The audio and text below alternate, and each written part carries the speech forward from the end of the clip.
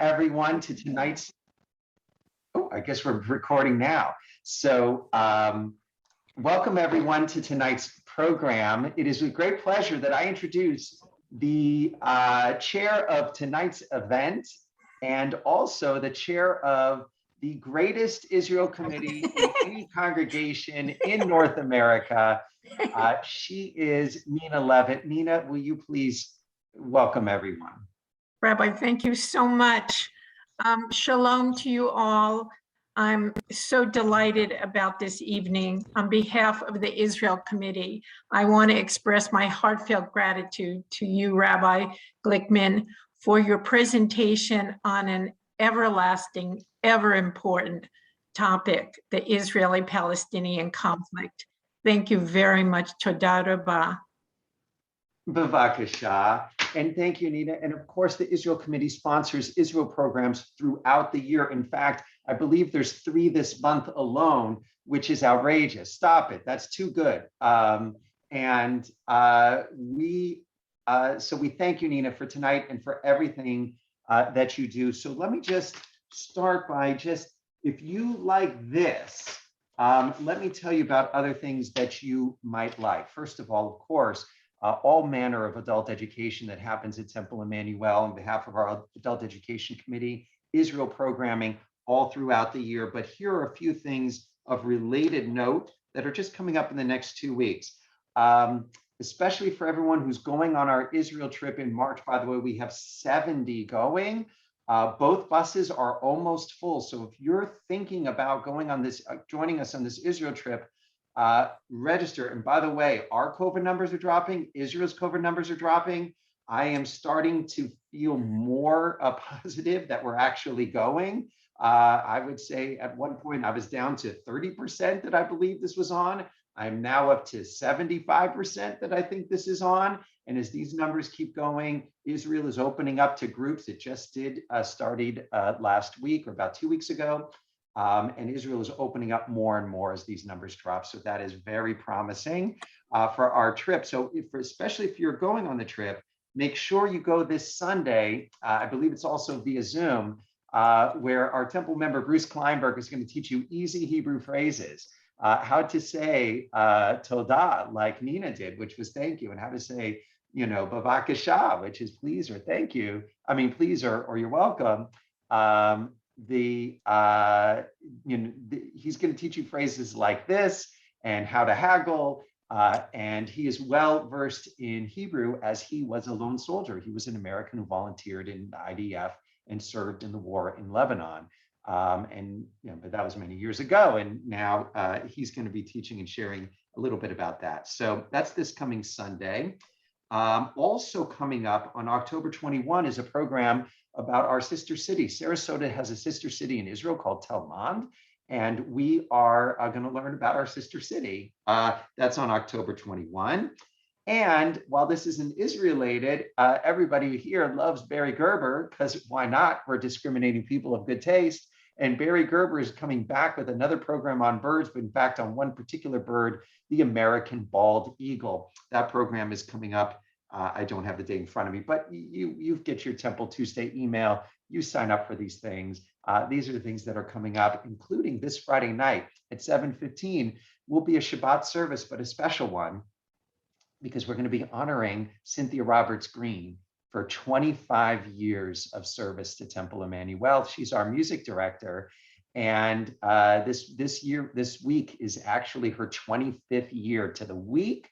And she got to choose all the music. So you're going to hear her favorite pieces throughout the course of the service. And the Temple is presenting her with a gift. That's this Friday night at 7:15. And of course, prayer and services and camaraderie as usual. That is in person at 7:15 as well as on our live stream. So friends, enough with announcements. Let's jump right into the program. The topic tonight is an introduction to the history, or a brief history, of the Israeli and Palestinian conflict. And the reason why we want to go back in history, and we're going to go back really about 120 years here. is because you can't understand the present without understanding the past and why are things this way.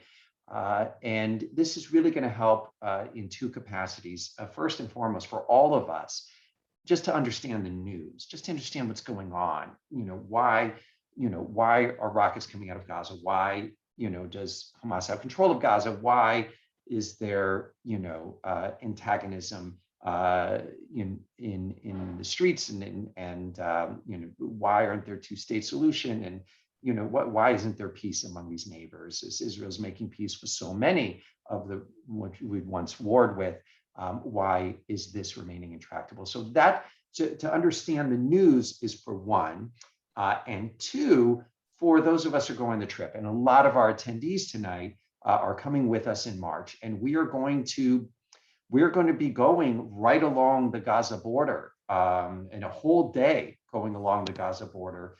We're going to be meeting people who've been shelled regularly when there's violence and rockets coming right into their neighborhoods. We're going to see their shelters. We're going to see the walls that they've constructed to try to protect their villages. We're going to see the resilience of the people who are living in harm's way. We're also going to be in the West Bank as we go into the old city of Jerusalem and go to the Mount of Olives and drive through the West Bank on our way to Masada, those who are on the first timers bus. By the way, our trip is two buses, a first timers bus and a returnees bus, with a little bit of a focus on the Negev this year, but of course, time in Tel Aviv and lots of time in Jerusalem. And there is still room on both buses, but one is almost full and one is getting full. So if you are still interested, I do recommend you go ahead and put your deposit down and register. Don't mess around and be left out. So with that in mind, let's talk about our objectives tonight. I hope to address these questions in tonight's program, and it'll be a PowerPoint presentation so you can see maps, you can see pictures. The first question, what is the mutual claim? What is the Jewish claim to this land? What is the Palestinian claim? The next question we'll address tonight is, who are the Palestinians? Who are they? Where do they come from? Who are these people? The next question, why is this so intractable? And finally, the last question to address in the course of this evening is, who is to blame? And when I say who's to blame, is that, look, Israel has made peace with Jordan, Israel's made peace with Egypt, Israel's been making peace now with the Abraham Accords with a number of nations that were formerly hostile to us. Why is there not a Palestinian state side by side with Israel living in peace? Why has this been going on for so long? And so who is to blame to where we are now? Actually, before we start, I'm going to go ahead and answer that question right now and remove any suspense. The answer is, who is to blame is the Palestinians, the British government, the Palestinians, the Arab nations, the Palestinians, Israel, and the Palestinians. So now I'm going to demonstrate that. So let's go back in time and go to history here. We're going to let the sheriffs in. And I have been working today, not only in preparing the lecture, but also on using PowerPoint and Zoom, which I've never done before. I have never done a PowerPoint and Zoom. And I think Elaine was my test class, because I was trying different things and asking her, what is she seeing? And it worked. So it worked. So let's see if it works once again. Let me pull this up, and you know what? It's going to take me a minute though. I got to load it. All right.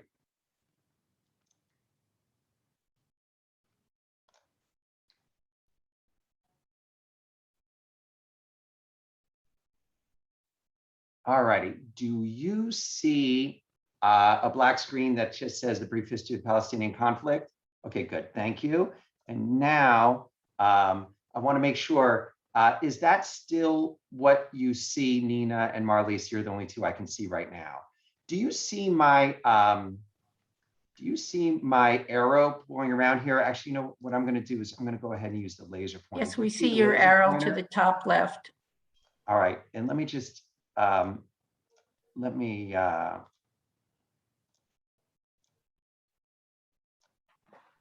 just get this here. And one last thing I want to see, I'm going to circle the P here. Does that circle on your screen? Then Yes. it all works. Yes. Yay. So let me move this and go ahead and get started. All righty, we're going to go to the next screen. Okay, so let's just look a little bit about the region, Israel and her neighbors. And we're going to see a little bit why this is so intractable. What we're looking at, all of these nations, everything here in green, this is the League of Arab Nations. So these are all Muslim Arab nations of the world.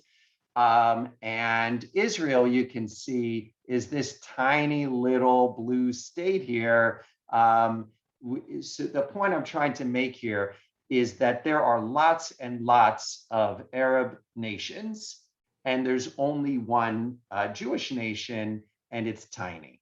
How tiny is Israel? Well, let's go ahead and take a look.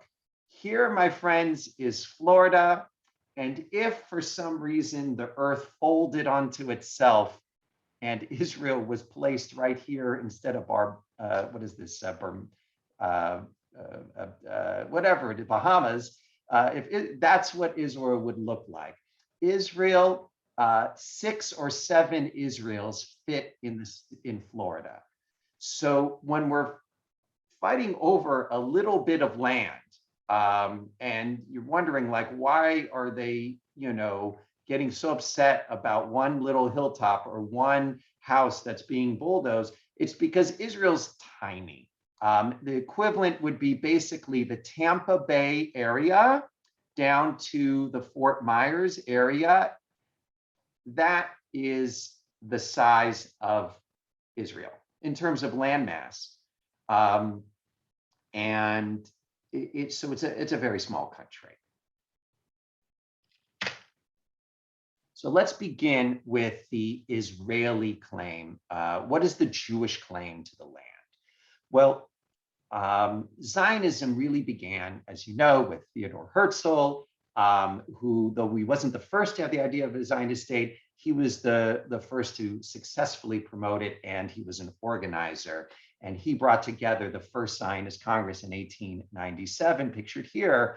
And that is really the beginning of Zionism as an organized movement. At the time, the Ottomans controlled our ancestral homeland, and they were going to lobby the Ottomans for a place in Palestine, as it has been known since the time of the Romans, where the land promised to Abraham and Isaac and Jacob, and the land settled and conquered and settled and lived in by our people continuously for 3,000 years. That is the land that we hoped to return to in large numbers, starting here with the first Zionist Congress. So the question is, what land did what land did the Jews hope to return to? And here I want to show you a very interesting map. The land of our ancestors, this is Israel in biblical times, but it's really only this left one that depicts biblical times. So during the time, the era of King David is when it was really the biggest scope of land. The Jewish people lived, here where the modern state of Israel, parts of Jordan, parts of Syria, and so forth. The smaller part here is the kingdom of Solomon, as described in the Bible. This is not based on any historical, or architectural, archaeological evidence, but just on the teaching of the Bible, the heritage of our people, the legend and lore of our people, in terms of what was the land that God had promised to us. And by and large, it was this area here. This was the land that mostly we lived in. And one thing that you'll notice is that our ancestral land very much included this area that we would call the West Bank. But not only the west bank of this, by the way, the Jordan River, I'm going to draw it here. Here's the Jordan River. Not only the west bank of the Jordan River, but our ancestral heritage included also the east bank of the Jordan River. That was the land that the Israelites hoped to, that the early Zionists hoped to come and live in. I do want to point out before we leave this map, one thing to notice. Notice that we never in biblical times lived here. This little bit here, that's where the Philistines lived. And the Philistines, if you read your Bible at all, you don't mess with the Philistines. They were terrifying. They were Goliath and a bunch of people who were like Goliath. We didn't really mess with them much. We didn't conquer them. We avoided them. We did not live in that territory in biblical times. I want you to plant that seed there because that's going to be very important when you fast forward a bunch of years and we get to the prime ministership of Ariel Sharon. Over here, this is the territory that was controlled by the Hasmoneans. This is post-biblical. This would have been about 2,200 years ago. This is, the descendants of the Maccabees who controlled this land. And again, you'll see East Bank, West Bank, Jerusalem, what is currently Tel Aviv. This area here was controlled by Jews up until the Romans took it over, and when they basically took over the whole bleeping world, including our ancestral land of Judea and Samaria, which the Romans changed, and it was called Judea in the early days of the Romans, and then they got mad at us for revolting against them twice, and they changed the name of the land to Palestine. Because they didn't want to call it Judea, because we were the only ones who rebelled twice against them, and they were especially angry at us. So this was the land that the early Zionists wanted to go to. It was in the Ottoman Empire until 1917, when the Ottoman Empire collapsed in World War I. And their empire was divided among the triumphant allies, particularly England or Britain and France. And the British got to control the area of Palestine. And they established a British mandate.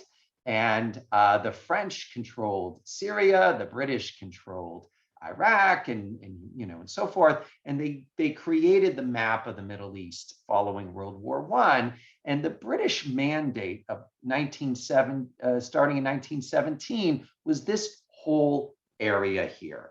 And immediately the Jews started appealing to the British to say, please, can we establish a homeland in our ancestral land? And they were very successful in their diplomacy. And this man, the foreign minister, Balfour, sent this letter to Lord Rothschild, who was representing the Jews. And that's the actual letter. You can't read it. So here's what the letter says. His Majesty's government view with favor the establishment, and here's the important thing, in Palestine, not all of Palestine, but he wanted to give us in Palestine a national home for the Jewish people. And so this began the real hope of return. We had already been starting to move there in the first Aliyah, second Aliyah. This map here is going to show us two things. First of all, this outline here is basically what the Zionists were hoping for in a Jewish state. This is the modern state of Israel. This is basically what they were hoping for. Well, their hopes got dashed pretty quickly because in the 20s, the Arabs living in this land of the Palestinian Mandate started rebelling against Britain for letting in all these Jews. And Britain was like, this is a problem. And immediately they split the mandate in two. 1/3 of it remained as the British mandate of Palestine. And the other 2/3 of it, they called Transjordan. By the way, just as an aside, calling this nation Transjordan is the most offensive and the most British colonial thing you could possibly do. What does Transjordan mean? It means the other side of the Jordan, like the far side of the Jordan. Like, that's so offensive. I mean, there's people living here. Actually, lots and lots of Palestinians and a few Hashemites. There's people living here that they don't see themselves as the other side of Jordan. You know, it's just because the Brits living, living over there see the Jordan here. In this country, they called Transjordan the other side of the Jordan. Well, they presented it, they owed a favor to the Hashemites who fought with them in World War I. And though the population of Transjordan is 2/3 Palestinian, and at this time it was just over half Palestinian, they did not establish a Palestinian state at that time. They did give the kingdom over to the Hashemites, and they continue to rule as kings in succession until this very day. So when I say, who is to blame? Why isn't there a Palestinian state? In part, it's the British. This should have been a Palestinian state. It was majority Palestinians. It's twice as big as what is present-day Israel, and it could have been a Palestinian state, but instead they gave it to the Hashemites. Now, that's sort of the basis of the Jewish claim to this land. I imagine most of you were already familiar with the Jewish claim, but maybe not some of all the details. But now let's get to the next question. And that is, of course, whoops, why didn't that advance?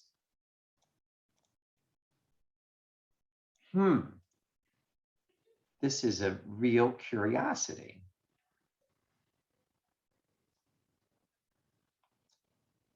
There, now it advanced. Are we good? All right.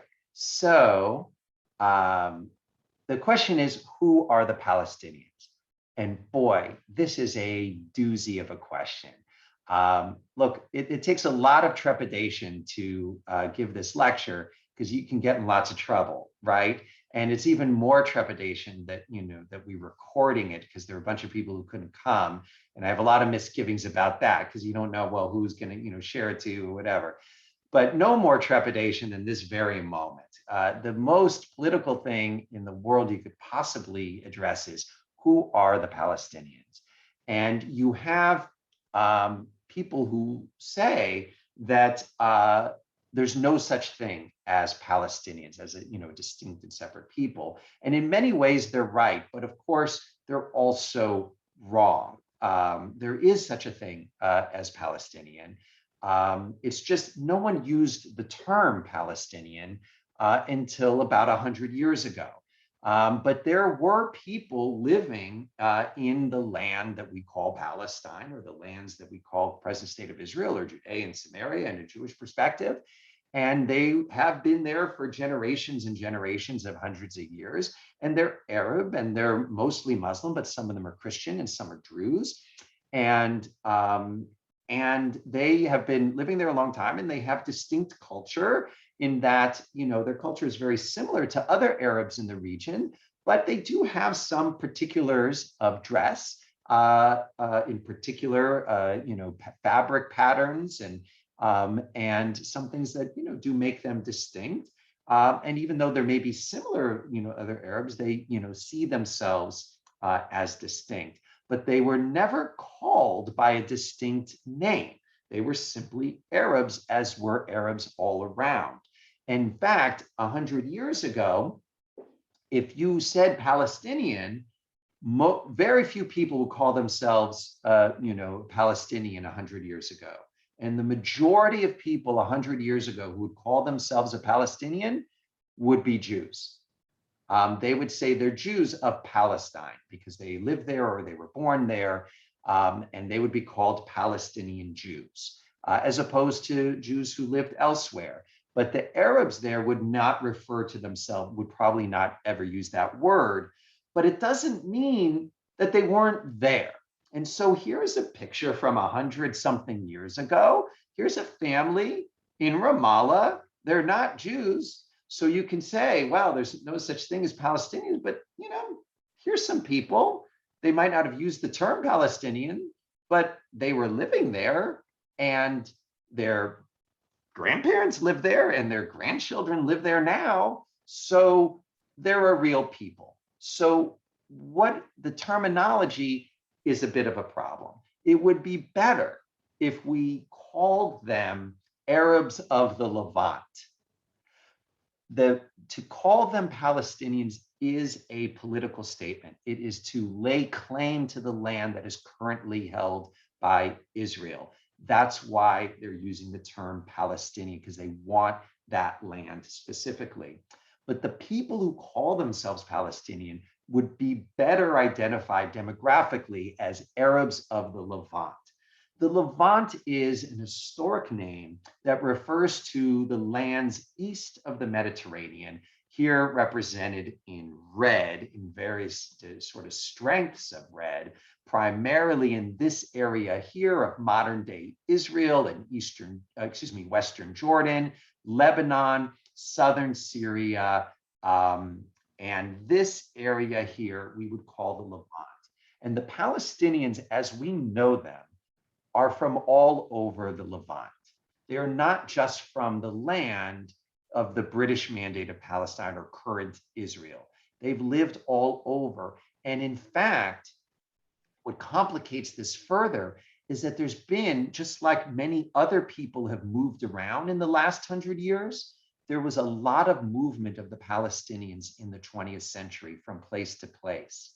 In particular, as Jews settled and improved the land of Israel economically and agriculturally, scores of Palestinians moved from various areas into the British Mandate, which would become the land of, the state of Israel, because of economic opportunities that were born with the development of the birth of the city of Tel Aviv and other trade that was happening. So the population of Palestinians grew greatly in this area in the early 20th century, even ironically, as in uprising and after uprising and riots and massacres, they were fighting and often slaughtering and killing Jews. The Jews were also a draw of Palestinians moving into the area, or I should say Arabs of the Levant, who today call themselves Palestinians, moving into this area. I will pause for questions in a little bit, but let's get a little bit further along the way. I mentioned that they fought against, Jews. They rebelled against the British Mandate because they didn't like that the British were ruling over them. They didn't, because other countries were being formed with Arab rulers. And meanwhile, the British were ruling over this area. And they certainly didn't like that the British were allowing all of these Jews to move in. And so there were riots after riots against against the British government and against Jews, and most infamously in 1929 with the Hebron massacre, where some 75 Jews were killed in mob violence, and hundreds of more injured. The Arab revolts got to their worst in 1936 to 39. And at that point, the British said, enough is enough. We can't handle this Arabs and Jews fighting each other, fighting us, because we're in the middle. And so the British established what was called the Peel Commission to establish a partition plan to divide up the British Mandate of Palestine, now just a third of it left. And they did so. So in 1937, and I'm sorry this map is hard to see, it's a very old map. And this was the best reproduction of it that I could find. This is a map of the Palestinian partition plan suggested by the Peel Commission in Britain to divide the land in 3 sections. The dark area Do you see this dark area here that includes the Galilee, Haifa, the Mediterranean coast, Tel Aviv, skips a little bit, and then a little bit more of the Mediterranean coast here, where you would find today like Ashdod. This was to be a Jewish state. This middle section that includes Jerusalem and Bethlehem and extends all the way to the coast to include Jaffa here, this would be a continuation of British rule as a mandate that would be sort of an international zone where Jews and Muslims and Christians and all could live in harmony and peace. And then finally, this whole rest of the area, which would include all of the current West Bank, all of the Negev, all of the Arava, and of course, Gaza, this whole area, the largest landmass, although this area here is mostly desert that's barely habited. So if you discount that, it was basically an even division of habitable land between the Arabs and Jews. And this would have established a Jewish state and a Palestinian state in 1937. No one talks about this. It was called the Peel Commission. The Jews accepted it. And Chaim Weizmann, representing the Jews, said, we'll take it. Now, granted, the Jewish acceptance of this was a bit disingenuous. They said, let's just get our toehold so that we can move there finally without all these restrictions, and then we'll see what happens. But nonetheless, the Jews accepted it. And the Arabs, the Palestinians, and all of the Arab nations around it rejected it. It went nowhere. And of course, after 1937, you know what's happening.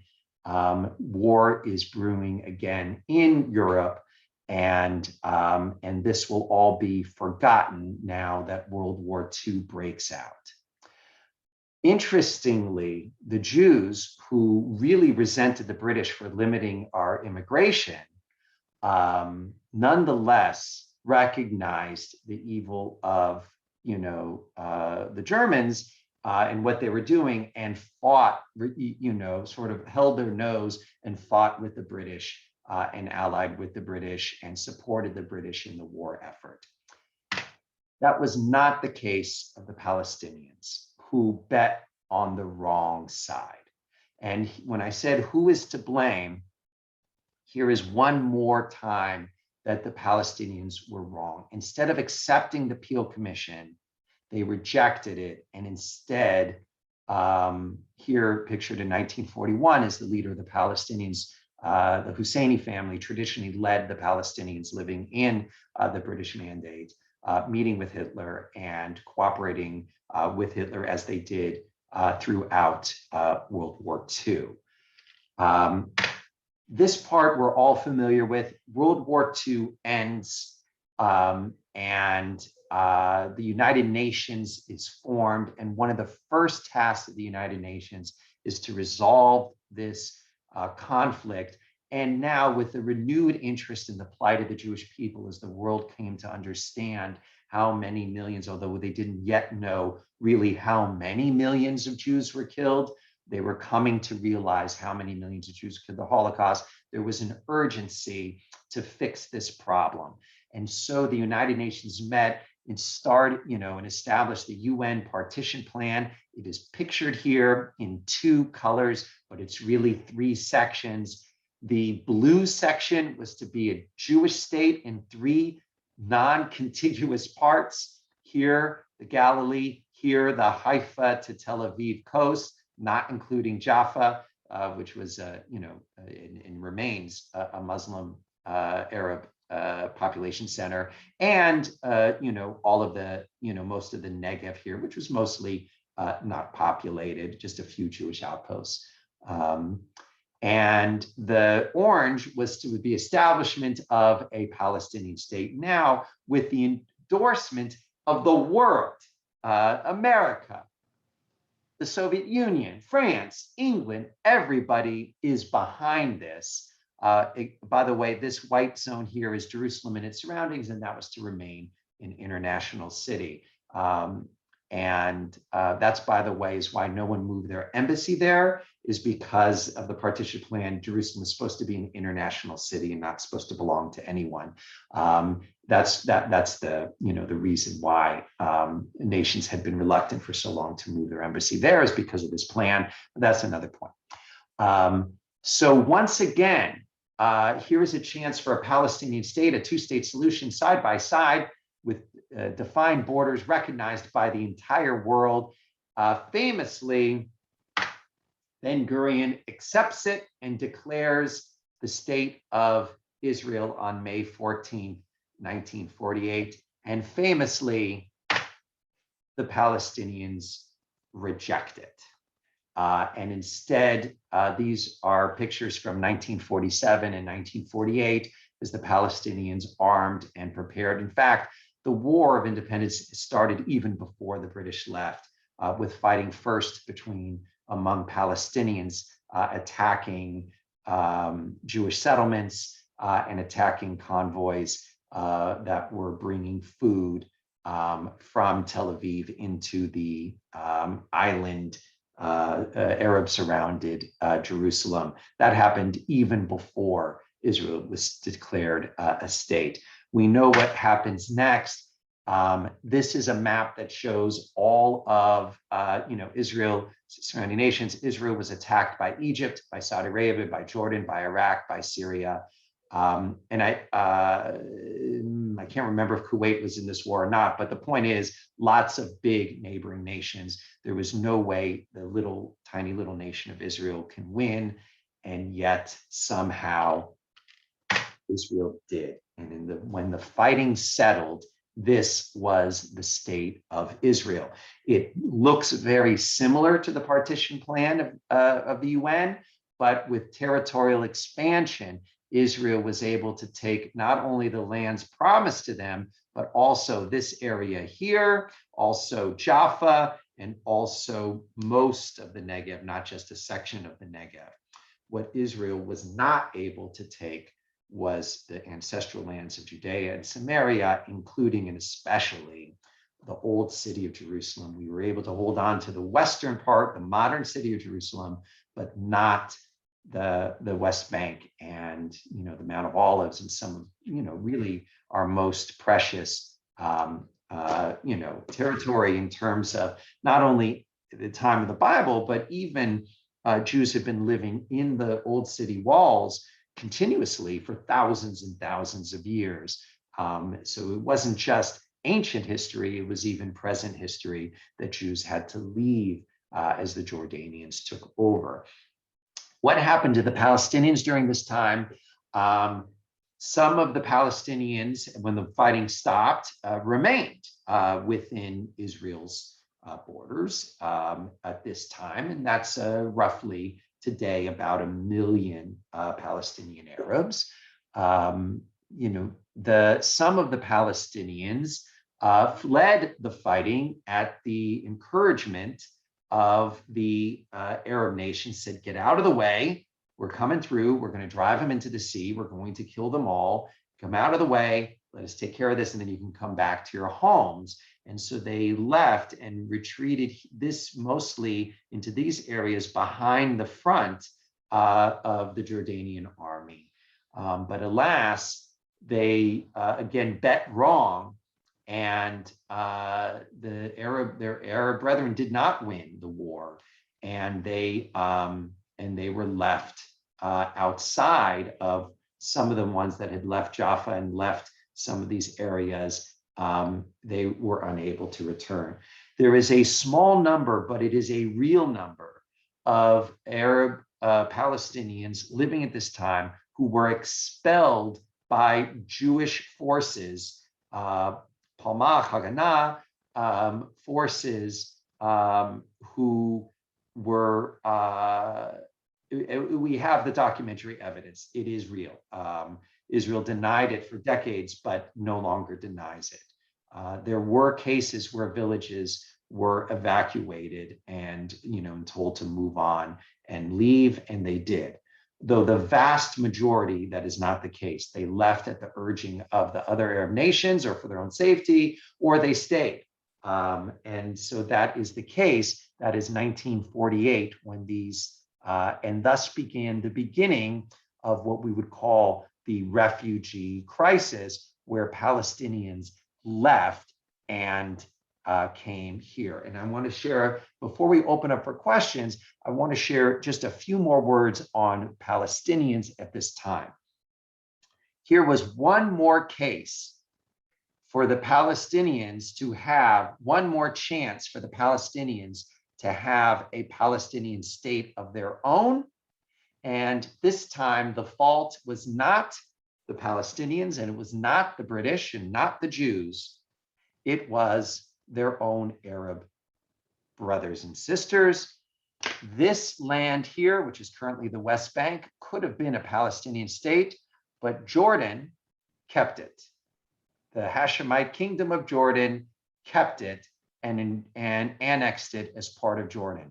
This land here, the Gaza Strip, filled with 1 million Palestinians, could have been a Palestinian state right on the Mediterranean. It could have been a Riviera. It could have been gorgeous, beautiful beaches. It could have been a center of resorts. It could have been a prosperous place. It could have been a Palestinian state. It's similar, Tel Aviv. It's similar to, anyway, Egypt kept it and annexed it into Egypt. And so there is no Palestinian state. That is not the fault of the Zionists, and it's not the fault in this case of the Palestinians. It was the fault of the Arab nations who didn't want a Palestinian state, though they could have established one. Instead, what they did was create refugee camps. Many of these refugee camps remain today, with almost 1 million Palestinians living in refugee, well, no, that's not true. Hundreds of thousands of Palestinians living in refugee camps to this day. That is outrageous.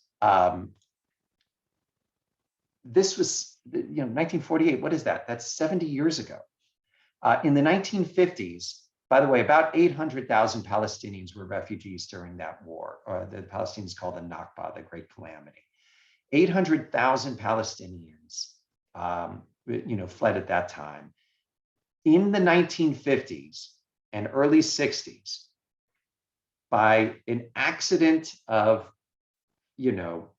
parallelism, 800,000, the same number of Jews were run out of Arab nations. Once Israel was established, it was no longer safe to be a Jew in Egypt, in Morocco, in Tunisia, in Iraq, and these Jewish communities that had been there for thousands of years, in these Jewish communities that numbered hundreds of thousands, had to flee, and that was 800,000.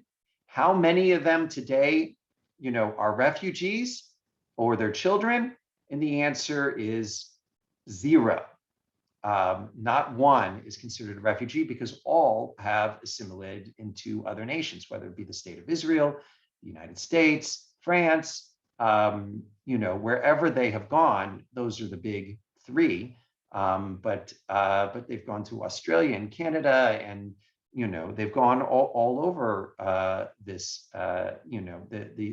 these Sephardic Jews, and they are not refugees, but the Palestinians remain, many of them, in refugee camps as political bait, because the Jordanians, which absorbed hundreds of thousands of more Palestinians, including the ones they have, maintain Palestinian refugee camps to sort of maintain the claim that they need to be able to return back to their land.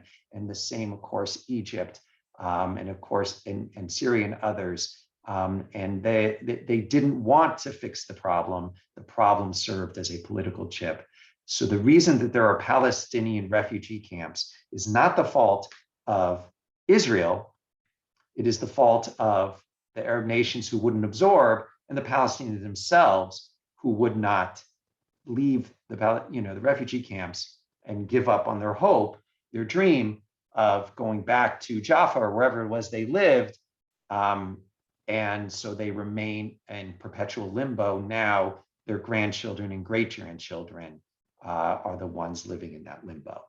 Let's pause a little bit here because we're going to zoom forward now to more modern times and attempts to resolve this, the Oslo Accords and the Camp David Accords, and what's going on with today's government and so forth.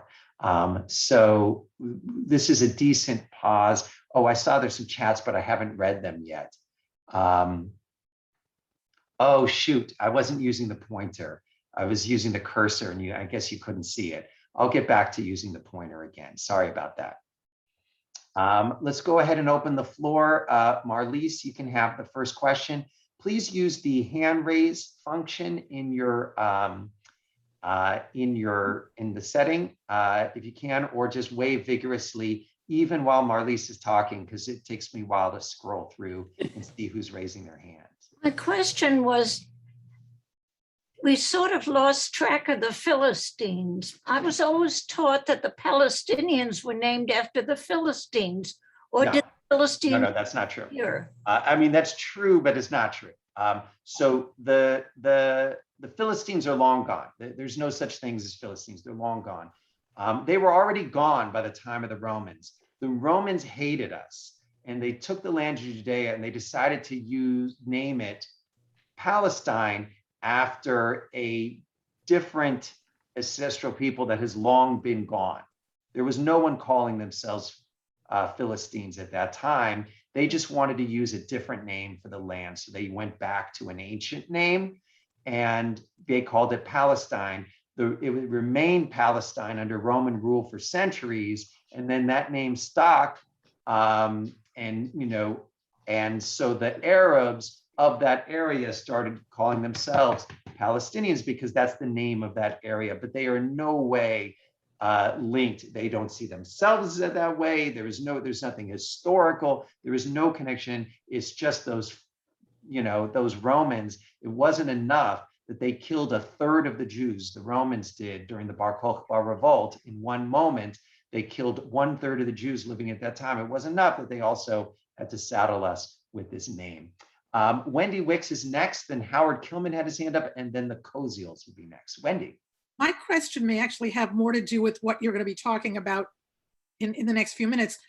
It's about the change in the relationship, hopefully with the Palestinians, because of our newer relationships with other Arab countries. And what? Oh yeah, great. We're going to get to that. That's in there. That have. Okay. We're going to get to that. Okay. It's one more case. There's an old saying that and you've heard it from every Israeli tour guide, that the Palestinians never missed an opportunity to miss an opportunity. And we're going to see that is going to keep happening. We've already seen it about 4 times. They could have stuck it out in the British mandate and they didn't have to fight the British because the British was divvying it up. They could have accepted the Peel Commission. They didn't have to side with the Nazis and lose out, in World War II. They kept missing out. They didn't have to reject the UN plan. You're going to see that's going to continue. And one of the things that they're going to mess up on is they had the backing of all the Arab nations, and then they're going to blow that too. But we'll get to that later. Howard Kilman and then the Koziels. So I know, Rabbi, this is a hypothetical, but if we were, go back to before World War I under the Ottoman Empire, was life clearer and better then before the British mandate? For whom? For the Jews. Okay, so for the Jews, it's hard to say because for the Jews, we were a very small number during most of the Ottoman Empire. We were living in Sfat, we were living in Tiberias, we were living in Jerusalem, we were living in Hebron in small numbers. We were thousands in these places. So it's not a fair comparison. We weren't tens of thousands. We weren't hundreds of thousands. It's hard to believe the Turks would do a better job than the British, even though the British did a terrible job. But we weren't a threat. We weren't a threat. We weren't bothering anyone and no one was bothering us. We were one of dozens of indigenous peoples that were ruled over by the Ottomans, whom, they didn't treat all that well, but they weren't killing us, they weren't. And we lived in relative safety in these places. But what happened is even before the British Mandate was the Zionism. And Jews started making Aliyah, and the first and second Aliyah, again, in small numbers. We're talking in the thousands, not the tens of thousands and hundreds of thousands. Jews were starting at that time. What happened if the Ottomans kept on and Jews started moving in the tens and 20s of thousands? Would the Ottomans have started having a problem with us? Would this been, it's hard to say. I couldn't tell you that hypothetical. Initially, the Ottomans had no interest in Herzl and his ilk. They were like, whatever, we don't care. Right. It was definitely not a yes. I mean, the British have a long history of screwing up colonization.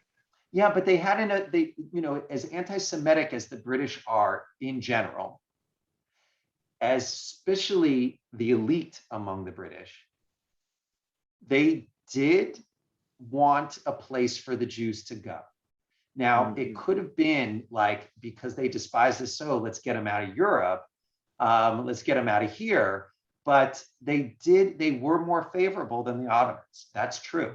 And Balfour, who, was, the foreign minister, he wasn't just some guy, declared it that, on behalf of the government, that we're going to establish a Jewish state in Palestine. Maybe he was thinking a little Jewish state or a big one, but he didn't say. He just said in Palestine, which was code for being non-specific. Koziel's, you're next. Yeah, hi, Rabbi. Would you consider another thought about why the refugee camps still exist is that if they were integrated into the culture, into the society of Lebanon and Jordan, they would be a destabilizing force. Absolutely. For the political structure of those countries. We're going to get to that in a little bit when we get to Black September, the formation, the PLO, the Palestinians have claimed, and certain anti-Israel anti-Semites have claimed that Israel is committing genocide against the Palestinians, which is of course false. That Israel is expelled, Palestinians, which is false, except for very, small cases during a war in 1948. But in general, that has, that is false. But what's interesting is Arab nations have massacred Palestinians. Arab nations have expelled Palestinians. So Jordan expelled, there was a civil war in Jordan. Black September in 1970 was a civil war between Jordanian's army and the PLO. And the PLO surrounded and ultimately massacred tens of thousands of Palestinians, and which is why they call it Black September. By the way, an offshoot group of a Palestinian, named themselves that, and they were the ones responsible for, the Munich massacre. But the Black September was Jordanians against, the Palestinians, because the Palestinians were a destabilizing force. They attempted twice to the PLO to assassinate the king of Jordan. They did assassinate the prime minister of Jordan. They were a very destabilizing force, Yasser Arafat, which is why he was expelled from Jordan and had to live in Tunis. And he had to be saved by the Syrians, who came in and fought to try to save the PLO. And they lost. The Jordanians brushed them back. This was all in 1969 and 1970 and 71. So yes, there was a fear of destabilizing force. Kuwait expelled about 200,000 Palestinians following the Gulf War. Israel's never expelled more than a few thousand, in 1948.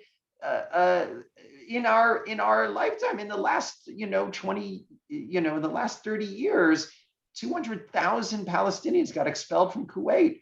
Why, stuff is happening, but Israel is, only Israel sins the world seems to care about. But But yes, you nailed it, Ike.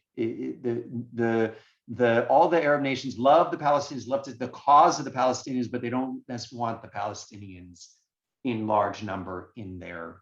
The same with Syrian refugees and so forth. Right now, there's a lot of apprehension, even among Arab states, to absorb Syrian refugees. I don't see any other hands, so we're going to go ahead and move to some more modern times. I'm just taking one last look for hands. Okay, let's get back to sharing our screen. Okay, do you see, I'm looking at the Koziels because you're the only ones I see right now. Do you see just the map of Israel and nothing else? All right, good. So, and I'll be better using the pointer. Oh, wait a minute. Why isn't that, oh, 1 minute, I gotta stop the share again. I did the wrong thing. Sorry, I needed to show this one. All right, Koziels again. Do you see the same thing you saw a minute ago? You don't see the next screen, right? All right, so now let's get back to the Jewish perspective. We've been, talking about the Palestinian perspective for a bit. Let's get back to the Jewish perspective. These 1948 borders, the armistice line, was really untenable. The problem is though it looks like we got a lot of land here, there's hardly anyone living here. It's hardly inhabitable. Almost all Jews live in this corridor here. I'm going to quickly do a heat map here. All right, this is the population of Israel by population density. This was a few years ago, but it is a good map, and it's still roughly this way. So even though, Israel is 1/6 the size of Florida, half of it's basically irrelevant, right? Half of it, Beersheba has 40,000 people. That's Beersheba. I'm sorry, Beersheba has more than Beersheba has 200,000 people. That's half the size of of Sarasota. Actually, wait, Beersheba has fewer than that. I looked up Beersheba not that long ago. The point is, there are more people living in Sarasota than in this whole half of Israel. Okay, it's not many people there. Israel lives here, and Israel saw this as a real vulnerability. This little gap right here, that's 9 miles. 9 miles from what was the Jordanian army here and what is the Mediterranean here. And that is where the vast majority of Israel lives, in this tiny little neck of a strip that is 9 miles wide here, 15 miles wide here. It is very narrow. What is 9 miles? 9 miles is from Temple Emanu-El to Lido to St. Armand's Circle. All right, or no, the freeway, I think, from the freeway to St. Armand's Circle. That's where the vast majority of Israel lives, between what was the Jordanian army and the sea. So you can understand why this was an untenable situation to have these borders. And when Israel got claim of this land, we didn't want to let go, because it's a buffer from the Jordanian army, which is here. Okay, this, so Israel wanted to hold on to this West Bank, but also because this was the land of the Bible. This is the land of Shiloh right here, where Hannah was crying. This is the land of Hebron, where Abraham bought a plot for his dead wife, Sarah, to be buried. This is the land of the old city. This is the land of the Mount of Olives, where, this was ancient, areas that we had a very strong, heartfelt claim to, and we didn't want to let go. And so Israel now, I'm sorry, in 67, when we got, I'm so sorry, I skipped that one point. I moved forward to 1967 when we took control over these lands. And now all of a sudden, Israel has the ancestral lands of Judea and Samaria, also known as the West Bank. Israel has control of the Gaza. Israel has control of the whole Sinai Peninsula and the Golan Heights in 67. We're going to ignore the Golan Heights because no Palestinians live there. There's a few Druze. The Druze are cool with us. We're cool with the Druze. That's never been a problem. In fact, Druze serve in the IDF. That's not an issue. The Sinai, as you know, was given to Egypt as part of a peace deal with Egypt. But now the issue is Gaza and the West Bank, and that is where some 5 million Palestinians are living, and it is under Jewish control. And that is, of course, the big issue. Israel never anticipated that one day they would be occupiers of another nation. And in fact, we are. It was inadvertent. We didn't want the war in 67. We were surrounded and threatened, and they cut off, the Gulf of Aqaba, which was the first act of war, even before our initial airstrike. We didn't start it, but we fought it. We succeeded. We gained control of these lands that are part of our ancestral heritage that give us a military buffer, and we've been holding on to them ever since. But it does mean that starting in 67, Israel has territorial control and power over 5 million more Palestinians, including the million that have been in Israel for since 48. Now an additional 5 million more that are in the West Bank and Gaza, and that is the problem. This was just an amplification. What the problem is now that Israel has control over it is that the Palestinian, the Fayadin, the terrorists, they turn their attention not on Jordan, but because they originally sought Jordan to be their Palestinian state, they turn their attention now to Israel. This, of course, one of the famous images from Munich. And why I wanted to point this out is, when was Munich? What was going on in America in Munich? During this time, America had a persecuted minority that chose nonviolence. This was the time of Martin Luther King. This was a time of seeking political gain through nonviolent demonstration. India had just pulled off their independence from Britain using this technique. Martin Luther King inspired his people to use this technique. I just want to point out the Palestinians have never tried this technique. They have, and certainly not in the 60s and in the 70s. While this was going on, Israel starts to settle and build settlements in the West Bank. Not right away. Right away, Israel sets up military outposts all along the Jordan River as a buffer against, but no one's living there.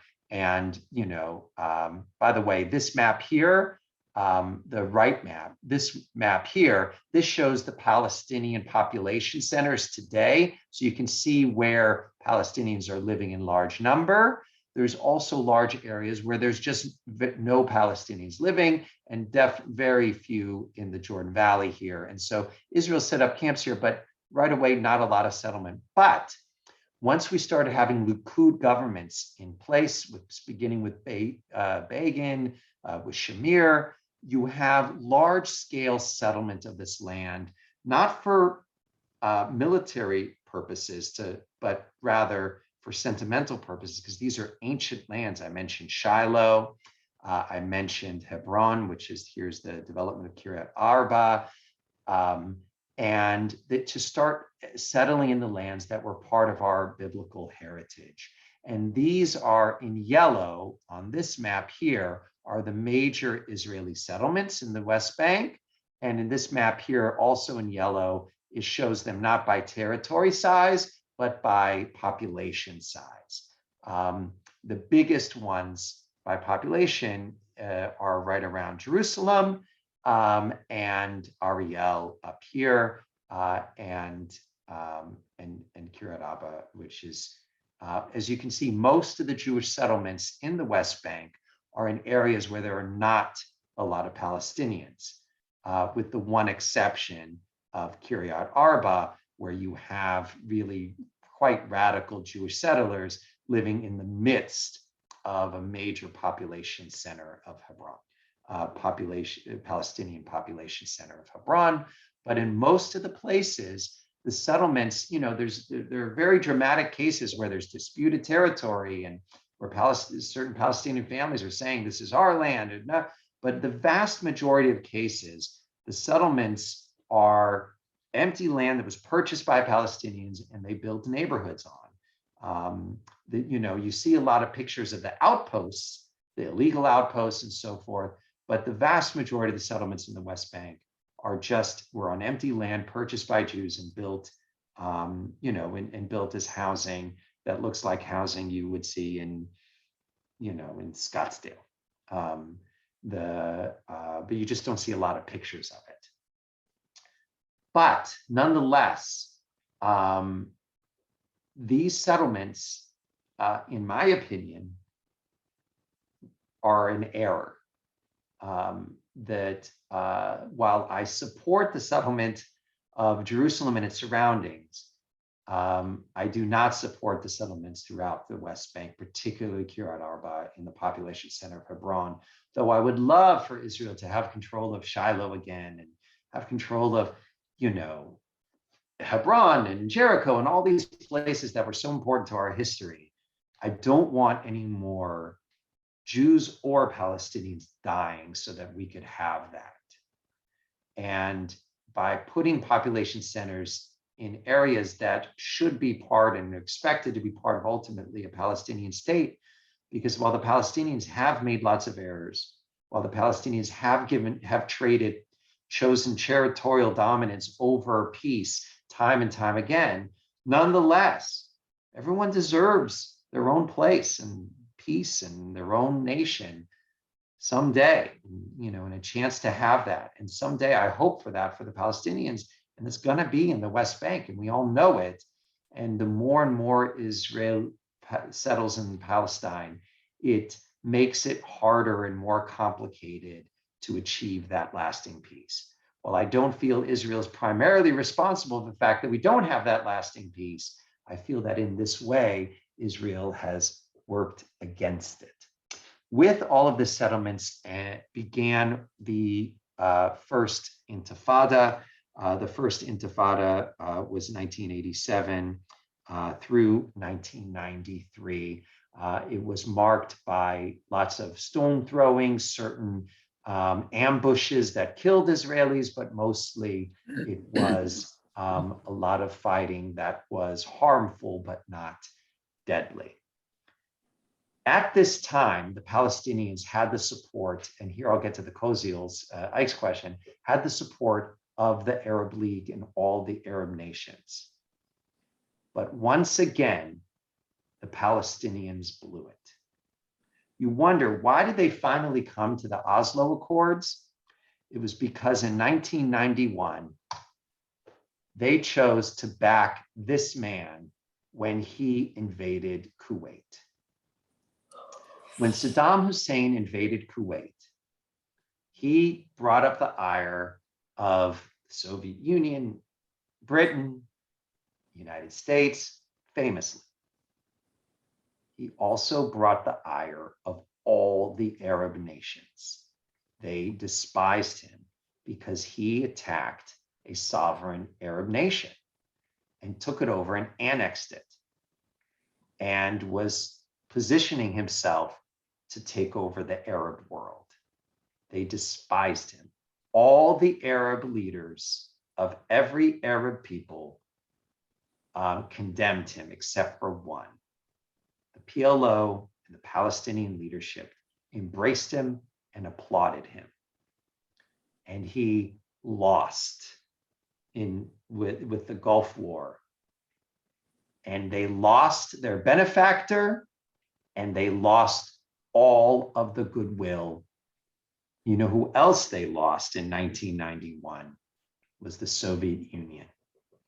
The Soviet Union was no lover of the Palestinians, but the Soviet Union propped up lots of people who sent lots of money to the Palestinians, whether that be Syria or Egypt, Jordan, well, maybe not so much Jordan, but the fall of the Soviet Union was one more devastating blow to the Palestinians.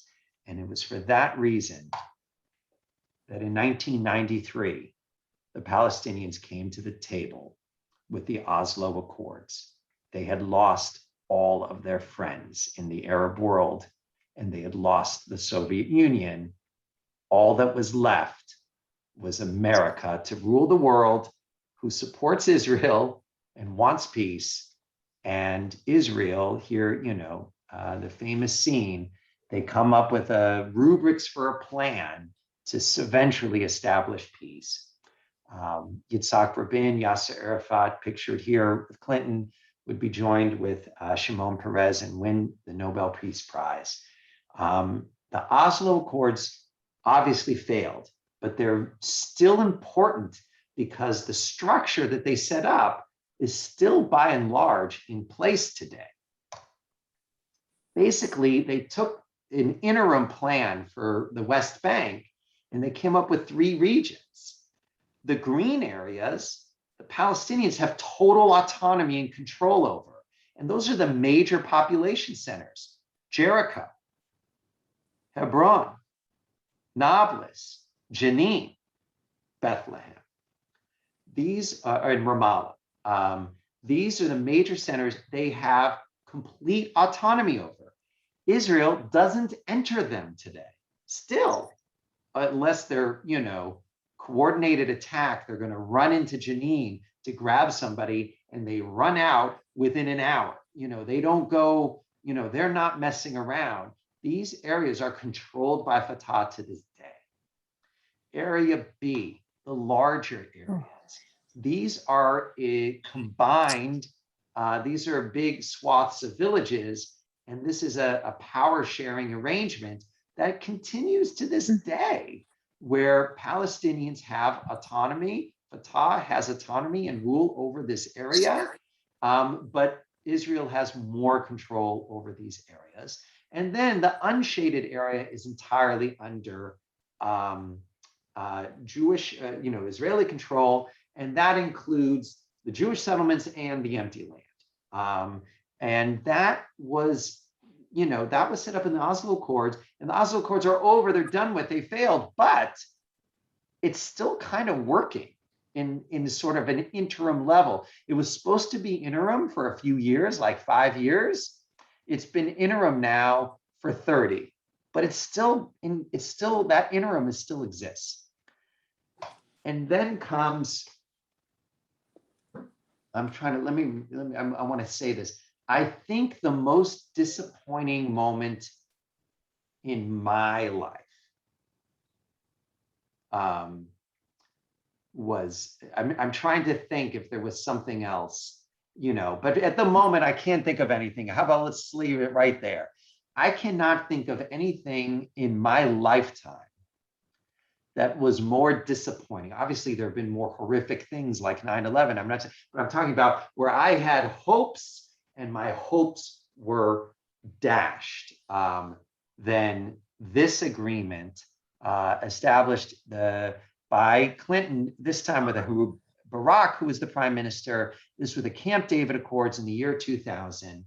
And basically what Clinton pushed and what Ehud Barak accepted was an agreement that would grant to the Palestinians complete control over, well, not complete control. They wouldn't have air control and they couldn't establish a military. Let me rephrase that. But 100%, they would have full autonomy and self-rule over all of Gaza and 96% of the West Bank. That's what was on the table in 2000 accepted by Ehud Barak, who ended up being ousted as prime minister because of this failure. And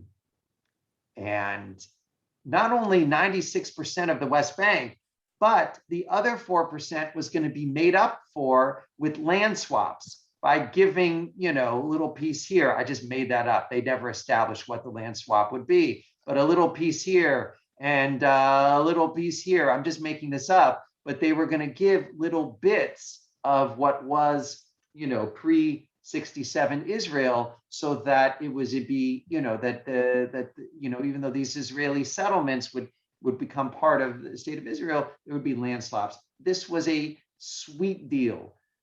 No one could imagine a better deal than this. Yasser Arafat did not agree to the deal in Camp David.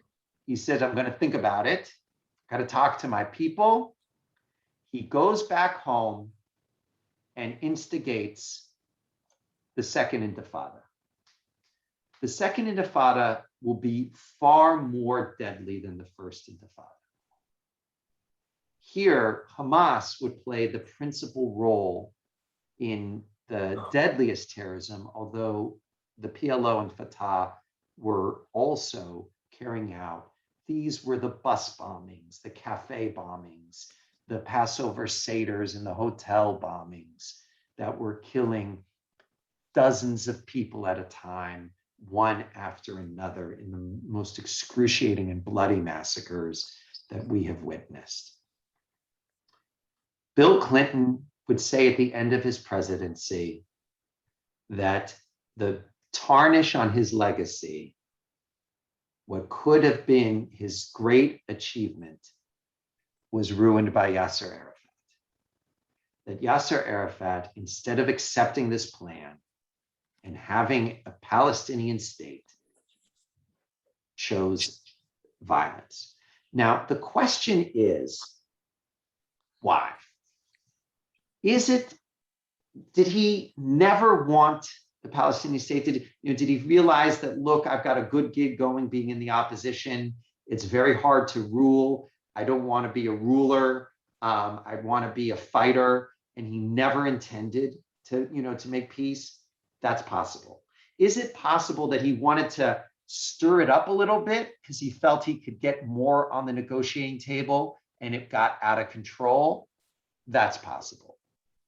Is it possible that he wanted this deal, but felt that he didn't have the backing of his people? He saw that Hamas was growing in power, and he saw what happened to Anwar Sadat when he made peace with Israel. He got killed. Maybe he felt that his people, especially Hamas, would not accept this deal, and that it was a non-starter and he could never agree to it, even if he wanted to. We will never know. He never said, and even if he said, he was always lying, so who knows? But we don't know. All we know is they did not accept the deal. And it was one more time, I said, who's to blame? Why isn't there a two-state solution? That Camp David Accords with Bill Clinton and Ehud Barak were a reasonable solution that any reasonable person, I'll show it again, any reasonable person would say, this is the building block of what could be a Palestinian state. And we'll figure out the water, we'll figure out how they're gonna drive between these two places, we'll figure out those problems. But here we've got a building block, and to reject it was the fault of the Palestinians and why they don't have a Palestinian state today. What happened subsequently is that the Jewish people in Israel decided that the Palestinians are not negotiating partners. They do not want peace with us. We gave them anything a reasonable person will want.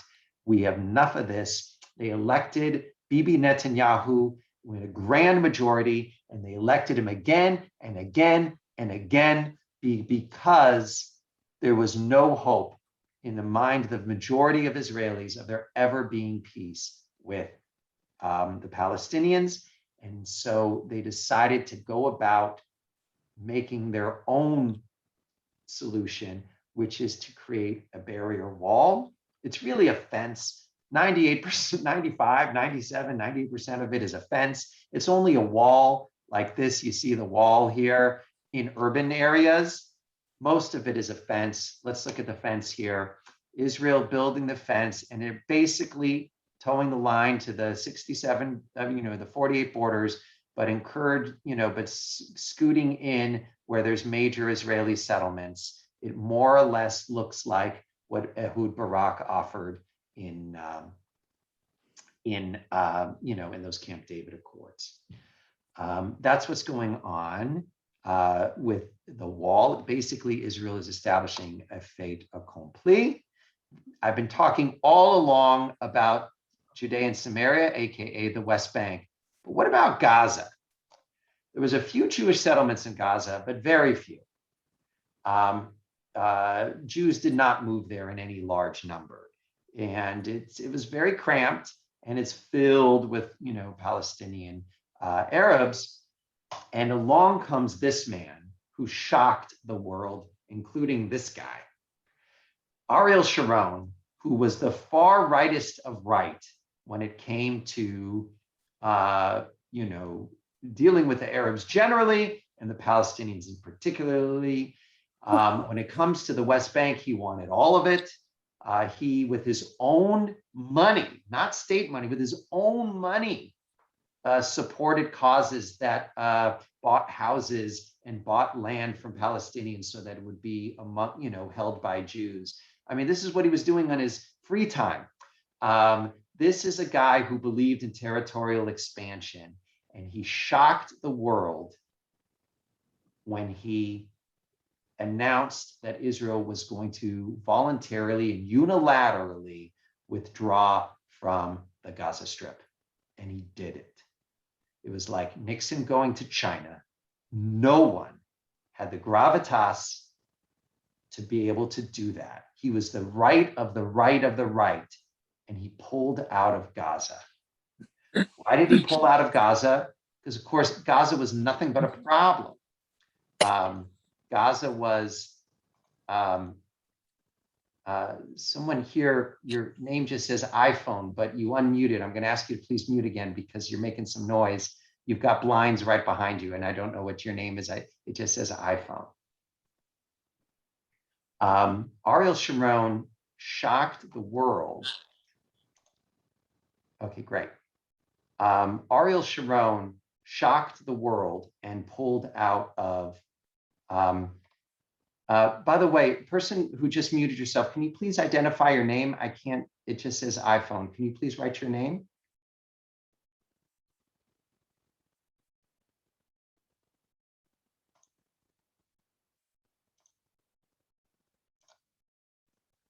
Guys, I'm sorry, you can hold on just a moment. I'm gonna have to stop the share for a moment.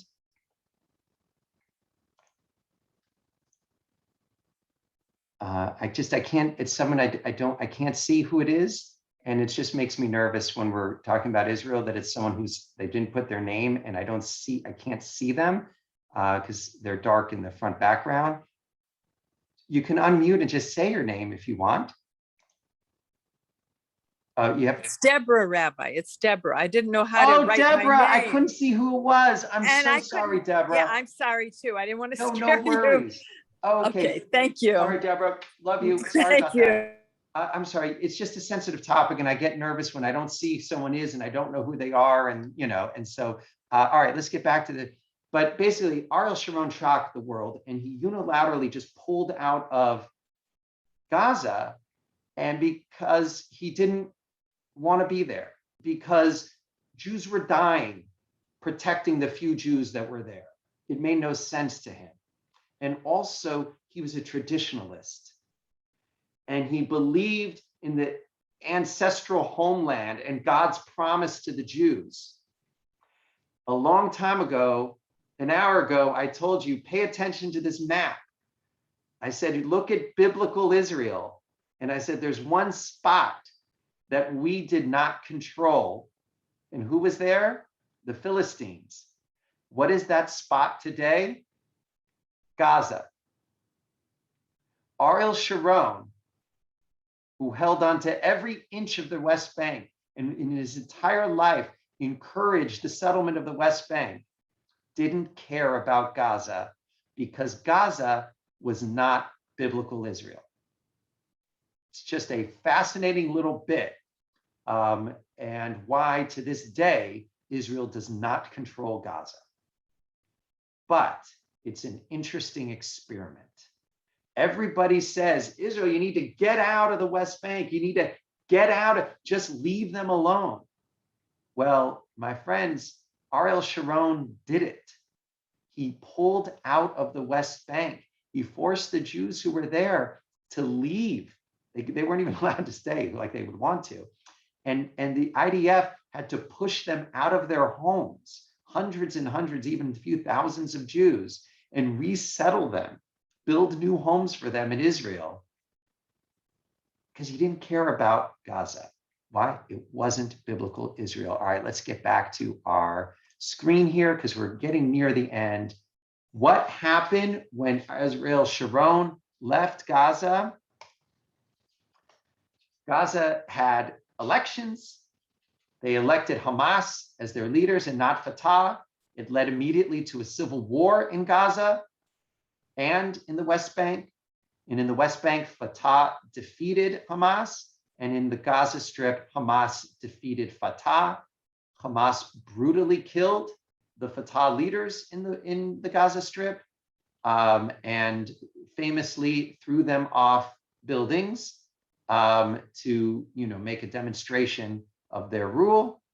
And here is the leaders of Hamas meeting with the Ayatollah. They have been a vassal of Iran ever since. Iran supports them financially and with illegal and clandestine shipments of weaponry, most especially rockets. And the problem with leaving Gaza is that we can't control the ground. And from the ground, periodically, they send rockets aimed at Israel population centers, aimed at villages, kibbutzim in the area, aimed at cities like Beersheba and Ashkelon and Ashdod. And even now, as they've grown more sophisticated with the weaponry that comes from Iran, they're reaching even Tel Aviv and Jerusalem. This is what's happened. We've experimented with pulling out and giving them autonomy and self-rule. And what happens is they send missiles and then Israel responds with airstrikes and so forth. That leads us now, I would say, to the last 10 years. What has happened in the last 10 years is no negotiations with the Palestinians.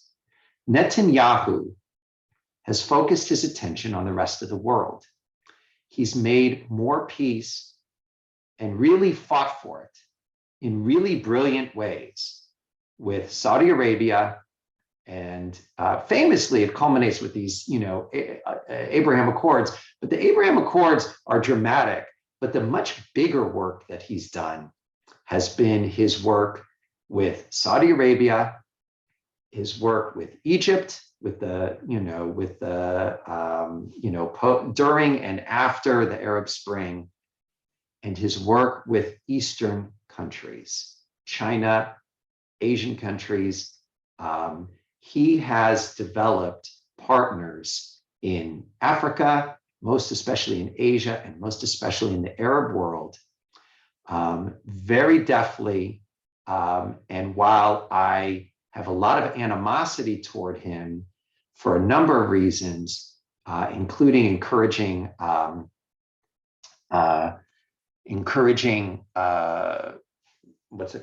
settlement in the West Bank, which I thought was counterproductive to Israel's best interests, including rhetoric against Rabin, which helped lead to his assassination, including his welching on deals that he had made with liberal Jews and the Reform movement so that we could have our space at the Western Wall, which he had promised us.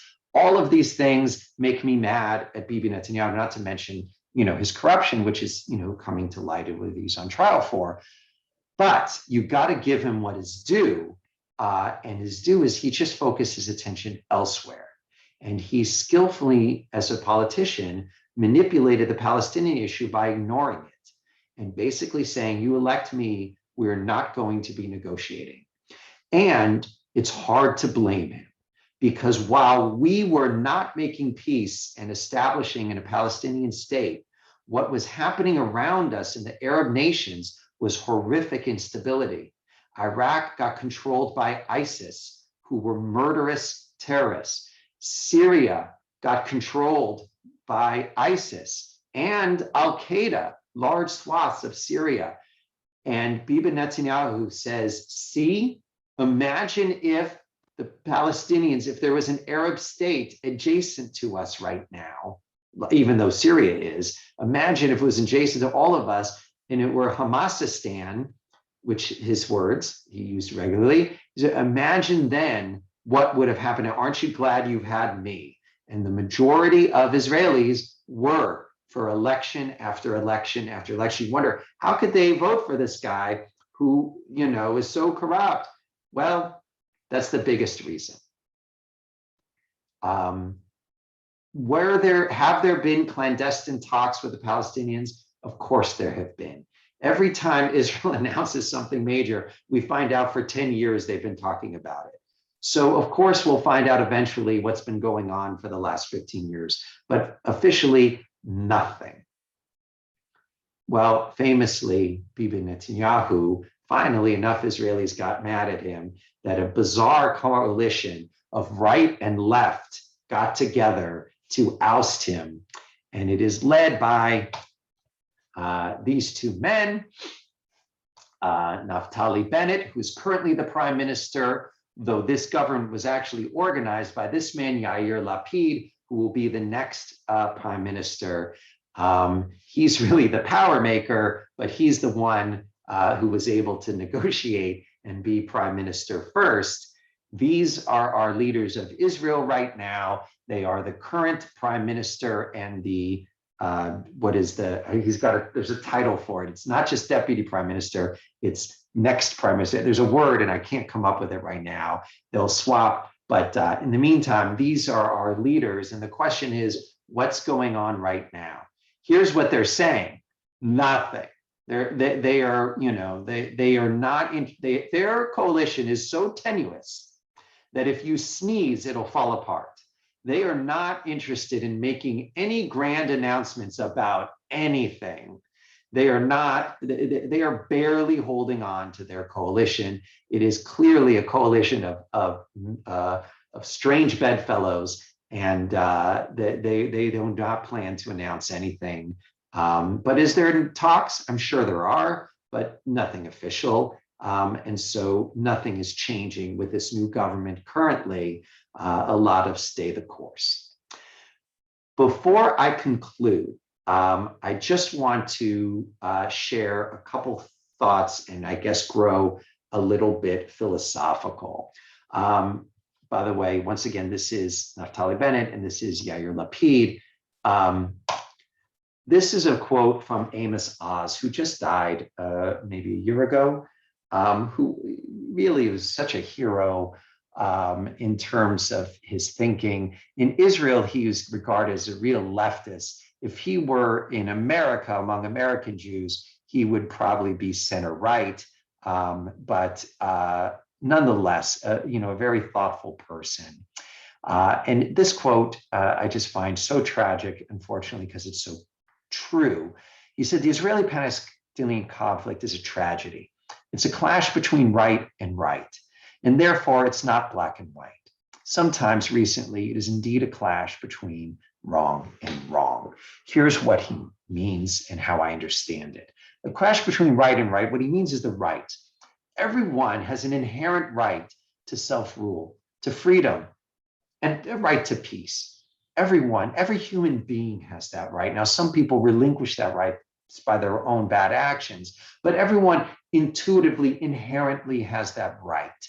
And right now, there is there are tens of thousands of Palestinian babies right now, and they haven't done anything wrong. They have an inherent right someday to live in their own nation, with their own self-rule, to live in peace. And I want that for them. They have a claim. Their grandparents and great-great-grandparents, maybe they weren't called Palestinians, but they've been living there a long time. And maybe they weren't living exactly in the land of Israel. Maybe some of them were living in parts of Jordan or whatever, but it doesn't matter. They're living now in the West Bank or in Gaza, and that's what they regard as home. And that's where they're born. And that's where their grandparents were born. And I want them to have peace. And I hope come day they will choose peace and take steps toward peace and understand that. But that's why, and of course I want it for Israel, obviously, duh. But that's why it's not black and white, Amos Oz says. It's not, the land was promised us, but, it's not empty. It wasn't on the moon, like there's people living there and they have some rights too. But sometimes recently he said it's a clash between wrong and wrong. And by that, obviously, we speak of the Palestinians, that they've chosen violence instead of any of the number of peace accords that have been offered to them.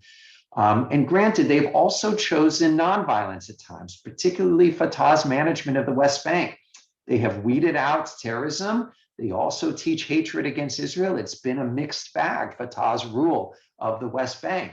But even in this mixed bag, we cannot underestimate or understate the fact that they have been rounding up terrorists and those who have tried to do harm. They also financially support the families of those who died of terrorism. I mean, Palestinians who've been terrorists. So they've got, there's some good and bad, but we can't ignore also some of the good that they've done. But the clash between wrong and wrong, obviously the Palestinians have chosen wrong, but also Israel has not always done right.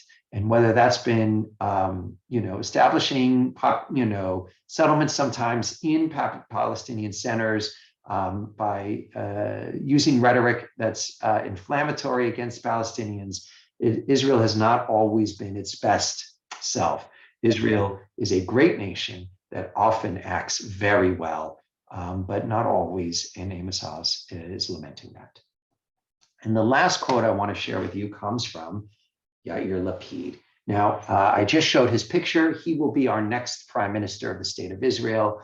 He says, the greatest tragedy of the Israeli-Palestinian conflict, by the way, he said this years ago, the greatest tragedy of the Israeli-Palestinian conflict is that everyone knows how it will end. We will divide up the region. And it couldn't be more true. It's all about jockeying for position. Everybody's jockeying. The Israelis are, trying to settle as fast as they can so that when the division comes, we'll have more of the land that we want. But we're not the only ones doing it. East Jerusalem and the Palestinians are moving into East Jerusalem. The Fatah is encouraging and giving financial incentives for Palestinians to move into East Jerusalem in order to establish it as the future capital of the Palestinian state. They are just what we're doing, they're doing the same thing. They are also, taking positions that are bad for peace, but in hopes of having more territorial expansion and having more claim for Jerusalem. It's not just Israel that's acting bad in this jockeying toward an end that we all know that's coming.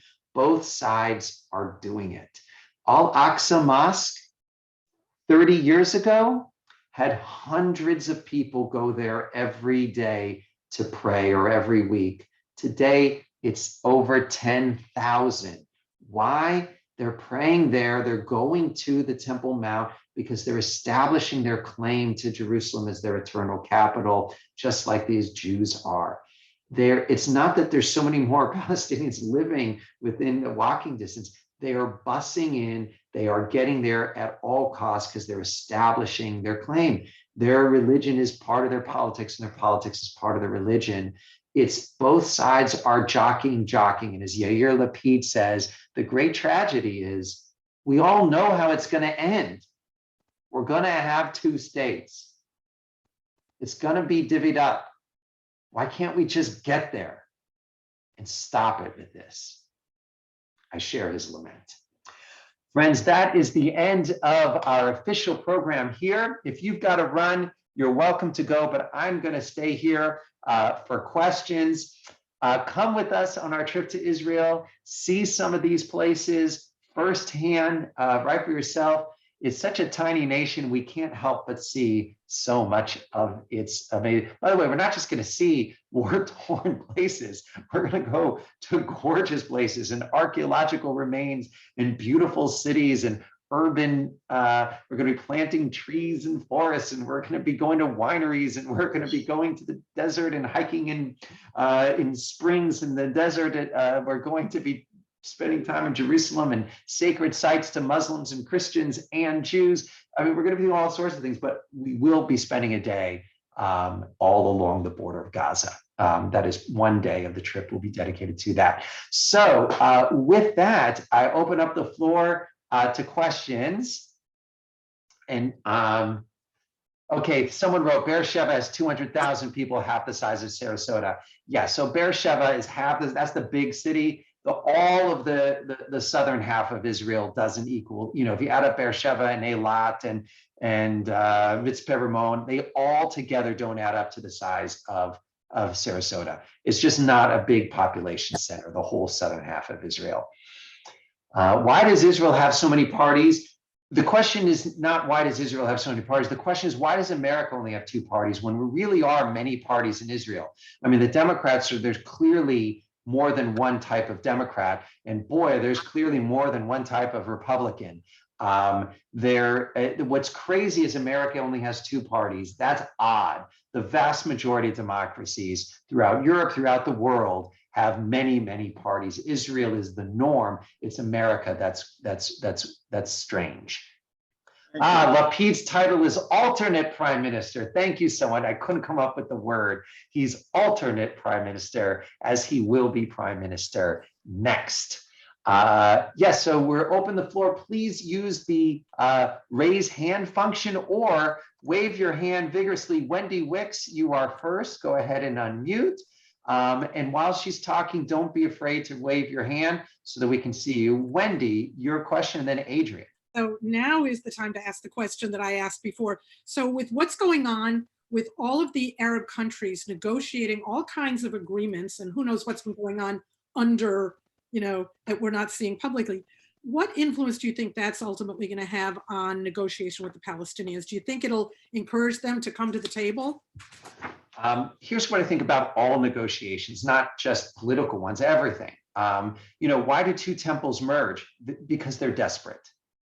They hold on, two temples hold on, in a small town until they just can't pay the electric bill.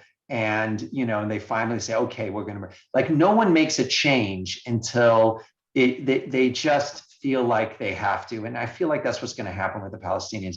And that's why they came to Oslo. It was out of a place of weakness. They didn't, when they lost their benefactors, they came to the table at Oslo. Ultimately, when they're going to agree to what's equivalent to the Camp David Accords, I can't imagine that the ultimate solution will ever be that different than the Camp David Accords. That's the Clinton ones, with Ehud Barak. It's not going to be that different. When they are ready to accept that, they will, and there'll be peace, and there'll be two states for a while. I hope forever. You look, Arab nations are volatile. We see it in Syria. We've seen it, in all over. Even if we create a Palestinian state and it's a wonderful partner, who's to say in 30 years that they don't have, a total breakdown like what happened in Syria or Iraq or elsewhere. So, we just hope for the best. It's going to happen. I don't think it's going to happen until the Palestinians finally say, no one's with us on this. We're losing out. We're sick of, not being able to work in Israel without going through checkpoints. We're sick of, Israel feeling that it has to put up fences and walls for their own safety. We're sick of terrorism. We're sick of it all. And this is what we want. And this is who we're going to elect.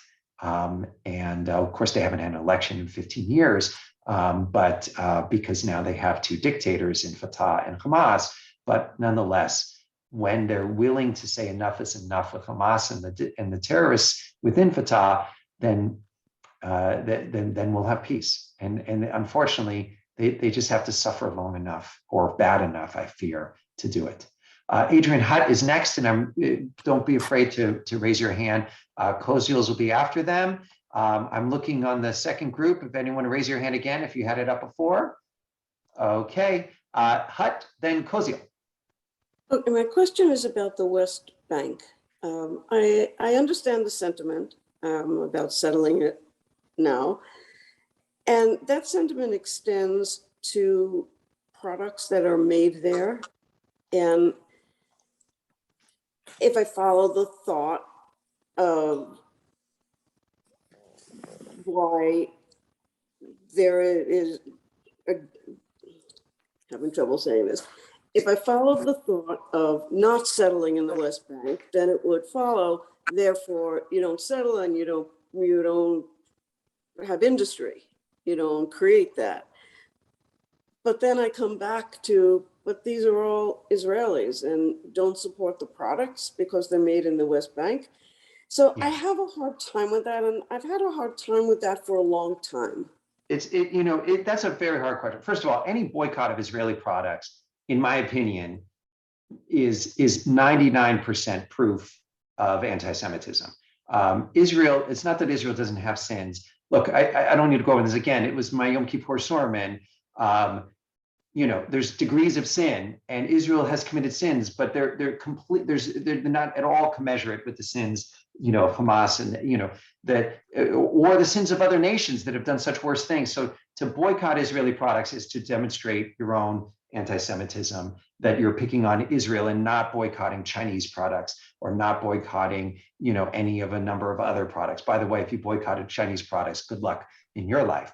But we may come to that someday. But the point, I didn't mean to be so flip.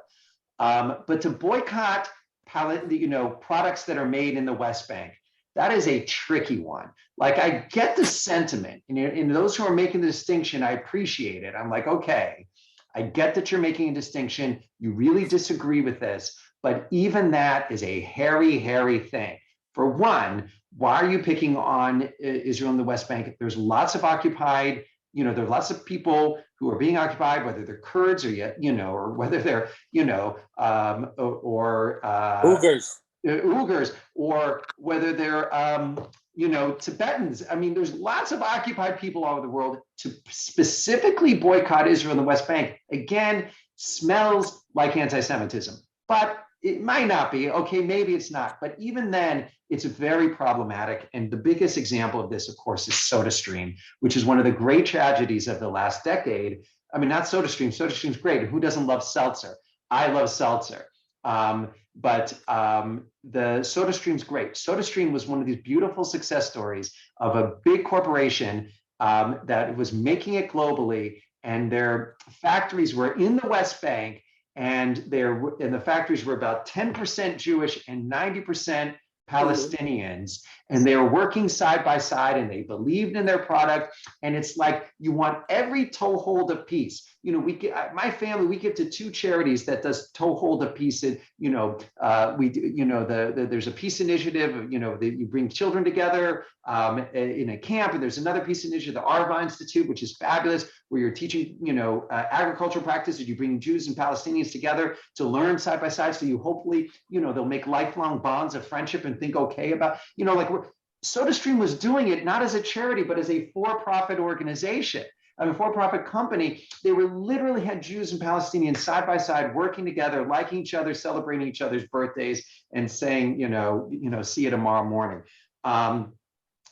And so much pressure got put on poor Scarlett Johansson, half Jew and 100% wonderful, and SodaStream, that they had to pick up their factory, shutter it, and move to inside the state of Israel proper, and basically put all of those Palestinians out of work and end this social experiment where we had Palestinian Jews together. So it's a very thorny thing to try to boycott products from the West Bank, because you might be boycotting some very goodwill. You might be boycotting some goodwill. You might be boycotting some real jerks too. there are plenty of real jerk Israelis that live in the West Bank. Most, I don't know, by percentage, if you take all the jerks in Israel, what percentage of Israelis are jerks? Let's say there's 30%. How many of the, in the living in the West Bank? Maybe it's 50%, and in the rest of Israel, it's 15%. So I'm not saying there aren't, if you're buying products from the West Bank, you're not supporting some jerks. You might be, but there's worse jerks perhaps in the world. And I would advise you not to boycott products from the West Bank.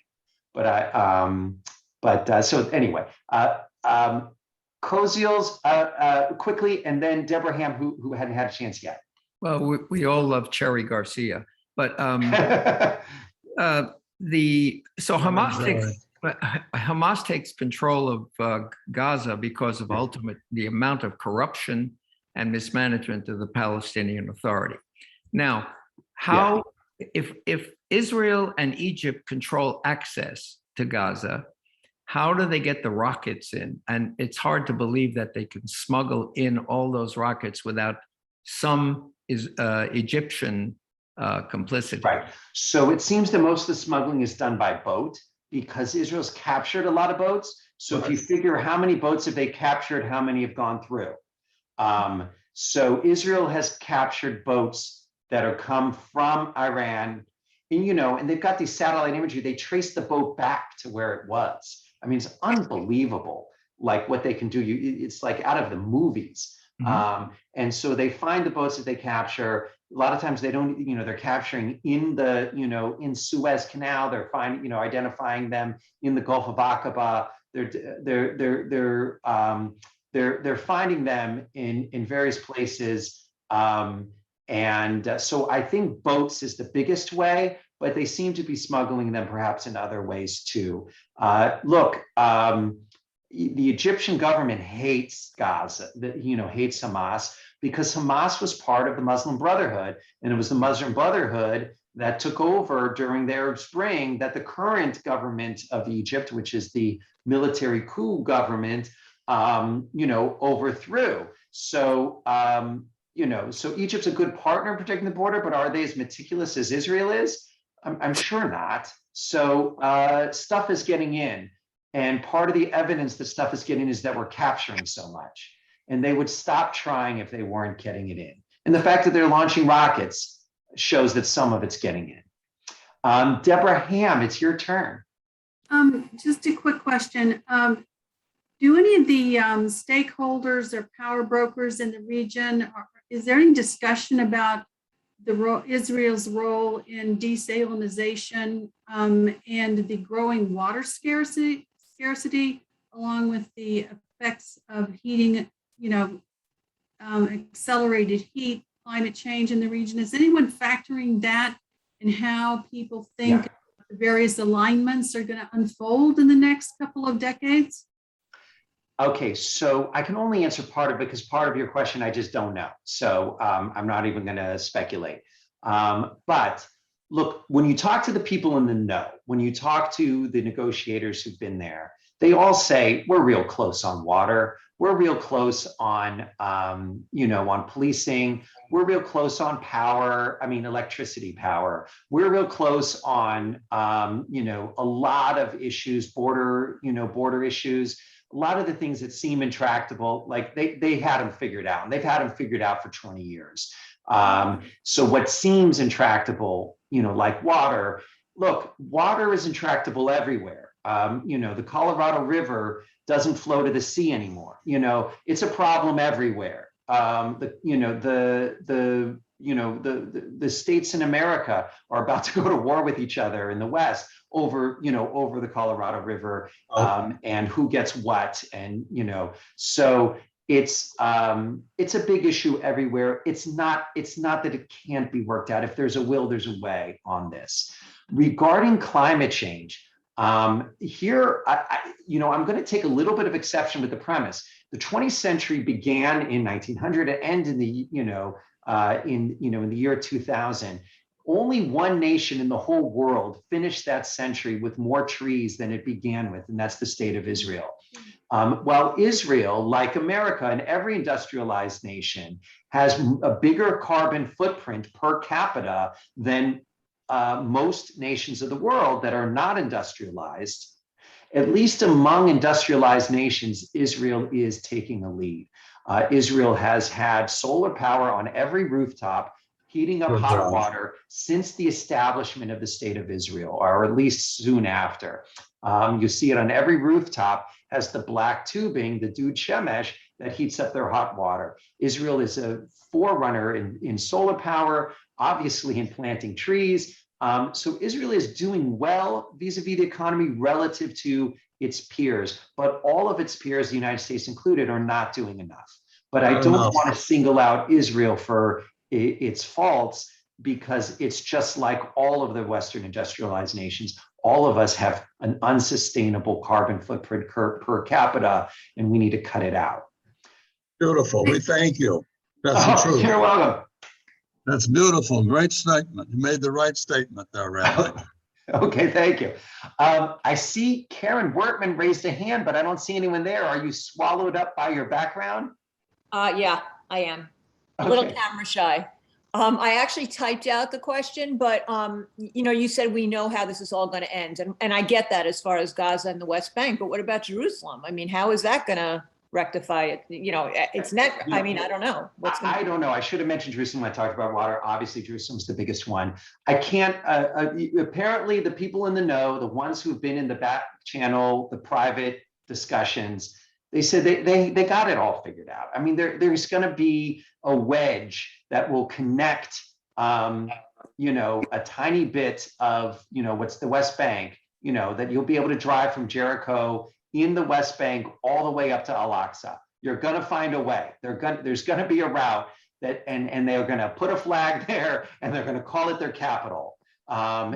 Just like Israel called Jerusalem its capital, even though we didn't hold on to what was the essential part of Jerusalem, which is, the old city. We're going to call it, they're going to find a way to hold on to Silwan, which, and the other neighborhoods of East Jerusalem that are Muslim, Arab, demographically dominated. And they're going to call that the capital. They're going to put East Jerusalem there, and there'll be a little narrow corridor, and it'll lead right to Jericho, and then it'll open up to the whole of the West Bank. They'll figure out a way, and they'll figure out a way to contiguously connect through a designated highway that, with walls on both sides, so you can drive freely from Gaza into the West Bank and back and forth without having to go through any checkpoints. They'll figure out a way, and there'll be a bridge for the Israelis to drive over, and or vice versa. And they'll figure out a way. Everyone who's been in the negotiation says, we have it figured out. It's not a problem. It's not the details. It's the will. As long as when there's the will, this will all work. And I personally don't have any hope for the Netherlands, method, which is various people sort of living in, or Brussels. I should say Belgium. I meant to say not Netherlands so much, Belgium, which was really two countries in one. I just don't see that. I don't see that happening, that there'll be one big state, because I don't think either side wants that, and not in any large number. So I don't see that happening. I think there's going to be two states, and I think everybody does. Karen, did that address it? It did. Thank you. Okay. Oh, thank you, Karen. Phyllis, your hand is up next. Okay. My question relates to the Israeli Arabs. The last trip that I took there, a group of us went to a school with a group of women that were involved in the primary grades in school, and we looked at their classrooms and we were kind of surprised. And that was when I understood that there were two different school system budgets, that the Israeli Arabs had a different, I was in Akko, I believe. And we sat there and we could not understand why the system was inequitable, but we discussed it and we aren't in charge. The question is this: what is the role of the Israeli Arabs if indeed there is some unhappiness with the way that they live in Israel as citizens, but on different budgets for their needs? Do they have any role at this point where there's unrest from within. Okay. trying to All right. create- So one of the most disturbing things about this summer was, I mean, obviously the rockets that were coming out of Gaza, obviously, and the, you know, the retaliations that were killing so many innocent Palestinian civilians. That's obviously first and foremost the most troubling thing about the flare-up that happened this summer. But the second most troubling thing was the endemic mob violence on the streets of Arab and Palestinian neighborhoods within what we'll call Israel proper, the recognized borders of Israel, in places like Lod, which is right by Ben Gurion Airport, in places like Akko, where Akko was such a bastion of coexistence. Yeah. And it was just like 1920s riots and just like the 1930s riots, where you had people on the streets burning and beating up you know, someone from the other, like you're in the like you're in West Side Story. You find somebody who's in the other group and you just beat them up, or burn down their business or ransack it. That was happening on the streets, and that was devastating to see, because by and large, through the last 50, 60 years, by and large, the Arabs living in Israel proper, in the pre-67 borders, within the Green Line, whatever you want to call it, have been quite fine with their lot. They complain, but they don't want to move to the West Bank. They don't want a negotiated peace where they get sent to live under Hamas or Fatah. They do not like that they get less money in their school system than the Jewish Israeli schools do. But they do not, I mean, like, they've been basically okay. And in the terrorism, you don't build a wall off the West Bank when there's 1 million Palestinians living on the other side, on your side of the wall, unless these 1 million Palestinians are quite okay living in Israel as Israeli citizens. So the vast majority are really okay. And the question this summer was, is that all over now, or was that just a flare-up? Was it like, like the heat of the, Watts riots or the Chicago, I mean, was it the heat of the summer flare-up when something went really bad and then it's going to settle down again for another few decades? I obviously hope it's the latter, but that was really disturbing. And I don't want to say it's all over because of one bad week. And I don't think it's all over because of one bad week. And I hope not in Akko. I have a special love for Akko, and have eaten in a lot of Arab establishments, and and got to meet and know. And so when in Akko, when there really is, it really is a Jewish Arab town, just like Haifa is, though there was no violence in Haifa. Akko really is a Jewish and Arab town, mostly Arab, but there's plenty of Jews in there, and it's so small, and they're living side by side, and it really was such a feel-good story. For that to have happened in Akko was a personal, for me. I hope it was just a flare-up. Rothbart, you got your hand up. Please unmute.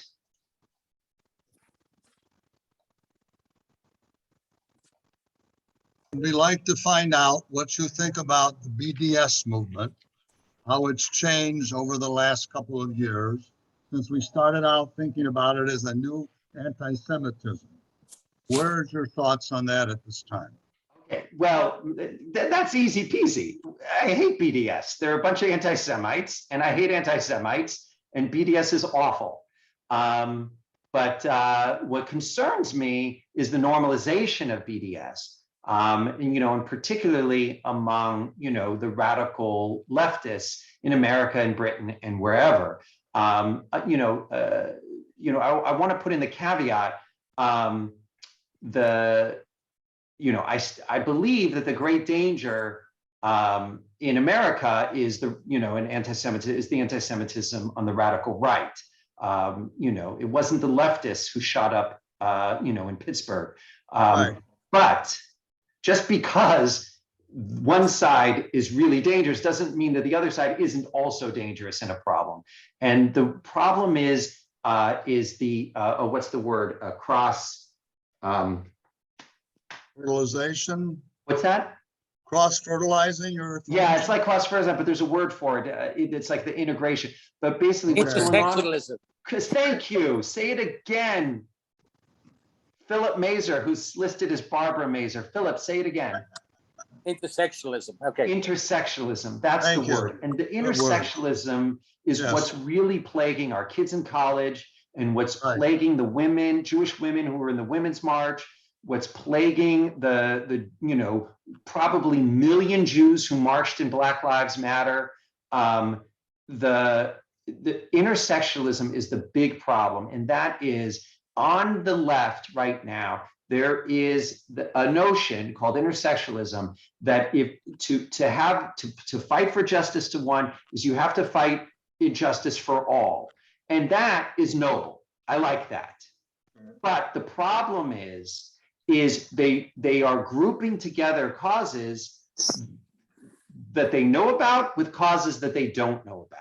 Mm-hmm. And some of the leaders of Black Lives Matter, for instance, have adopted BDS out of the sense of solidarity with their darker skinned, brethren, the Palestinians, not knowing that the Palestinians have brought most of this on themselves, not knowing that the Palestinians really aren't much darker than Israelis, just proven by the fact that they play each other on TV regularly, among other reasons. But the point is,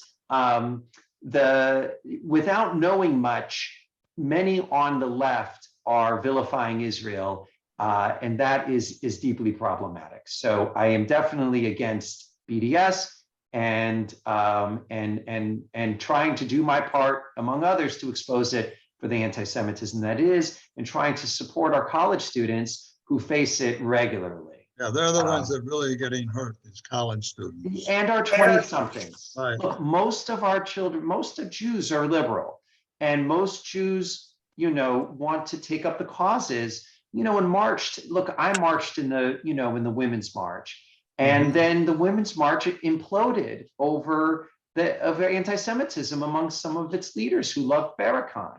Right. Like, that's a problem. Because the Women's March was wonderful, and it got ruined because of intersectionalism. Ross's, it is your turn. Thank you for the answer. Rabbi, Sure. I want to get back to Israel, okay? Yeah, please.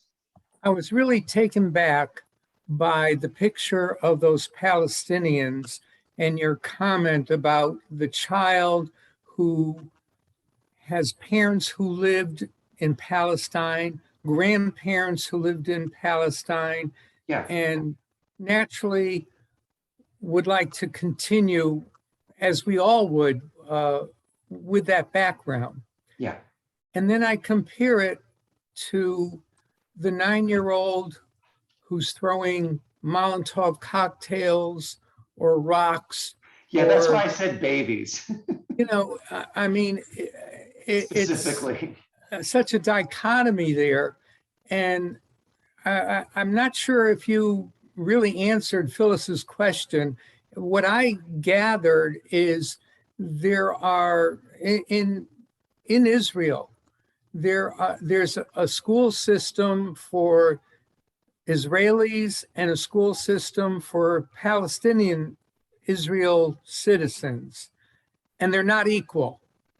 And look at the states. I mean, I have grandchildren in New York City, and they go to elite schools, and there are many terrible schools in New York. And what chance do the kids have who aren't getting the proper education? Back to Israel. How are we going to get these kids out of the street throwing the rocks and bottles and everything when we're not educating them? And whose responsibility is it? I agree. And obviously that's the fault of Fatah, who, glorifies violence. And it's in the school system and it's in the curricula, that vilifies Israel. You can't have peace while it's being, this hatred is being perpetuated, to future generations. So we got to work toward we got to work toward that end. And I imagine that any peace agreement would include language that would, about, encouraging cooperation and, and peace and participation among their citizenry. That's got to be part of any two-state solution. I don't anticipate, by the way, a population transfer, in part because I don't think the Arab Israelis want it. And you brought this up too. Phyllis, you're right to bring up that that all is not equal within the state of Israel among Jews and Arabs. The amount of money that's invested in infrastructure in towns that are Jewish and towns that are Arab is not the same. Amount spent on education is not the same. But these are things to speak out against. But always we have to put it in a backdrop. So it is true that an Arab Palestinian in northern Galilee, their school district does not get as much money as a school district 20 miles away in Haifa, in a Jewish school district. That is true. But they are getting more money per capita, for their school district than any Arab nation in the world. Their standard of living is higher than the average standard of living of any Arab nation in the world. So yes, there is more poverty among Arab Israelis than Jewish Israelis, but Arab Israelis compared to Arabs globally is a much better lot. And while we should speak to more equality because we want a better Israel and we want Israel to be more equal, just like we speak out in America when there's a disparity between the amount of money that's spent, in predominantly, Black and Hispanic schools and the amount of money that's spent in white schools because, parent contributions and PTAs can raise more money and so forth. And it's, it's disparity and it's unfair. We lament it and we wanted to do better. We lament that for us, we lament it for Israel, but I want to make sure we never vilify Israel over that. We just, we should encourage and speak better for Israel, but still recognize, there's a basement to, to how low they're going. And that is, it's still better than the rest of the Arab world. And the Palestinian Arabs know it. They don't want a population transfer.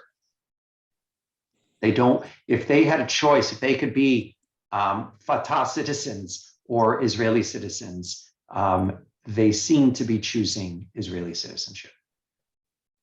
And I don't blame them.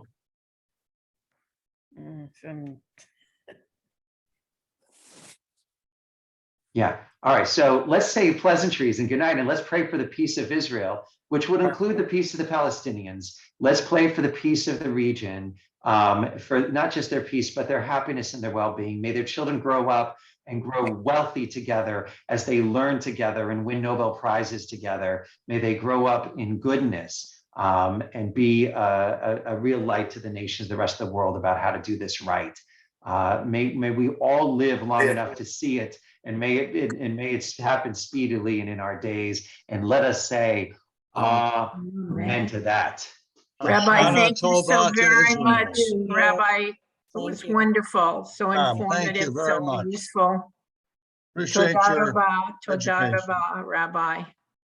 Oh, Lita Katzer, did you? Oh, there's a clap. I thought you had a hand up. I'm like, oh no, I didn't miss you. So friends, we have the room for another 5 minutes. If you just want to chit chat, you're welcome too. I'm fine, buddy. Ready? Yeah. But we have the room forever. It's virtual. I own the house. Well, I've got a mortgage, but it's in the title's in my name. Lila. And Yes, by the way, Lila, thank you, Nina. Nina organized this. The topic was developed, was half Nina's idea and half my idea. I gave her a bunch of ideas that I thought would be good. And she said she really wanted to do this one. You nailed it, because I think we had 90 registrants. We're going to have a bunch more on the, oh, by the way, we can go ahead and turn off the recording. Oh, yes. It doesn't matter.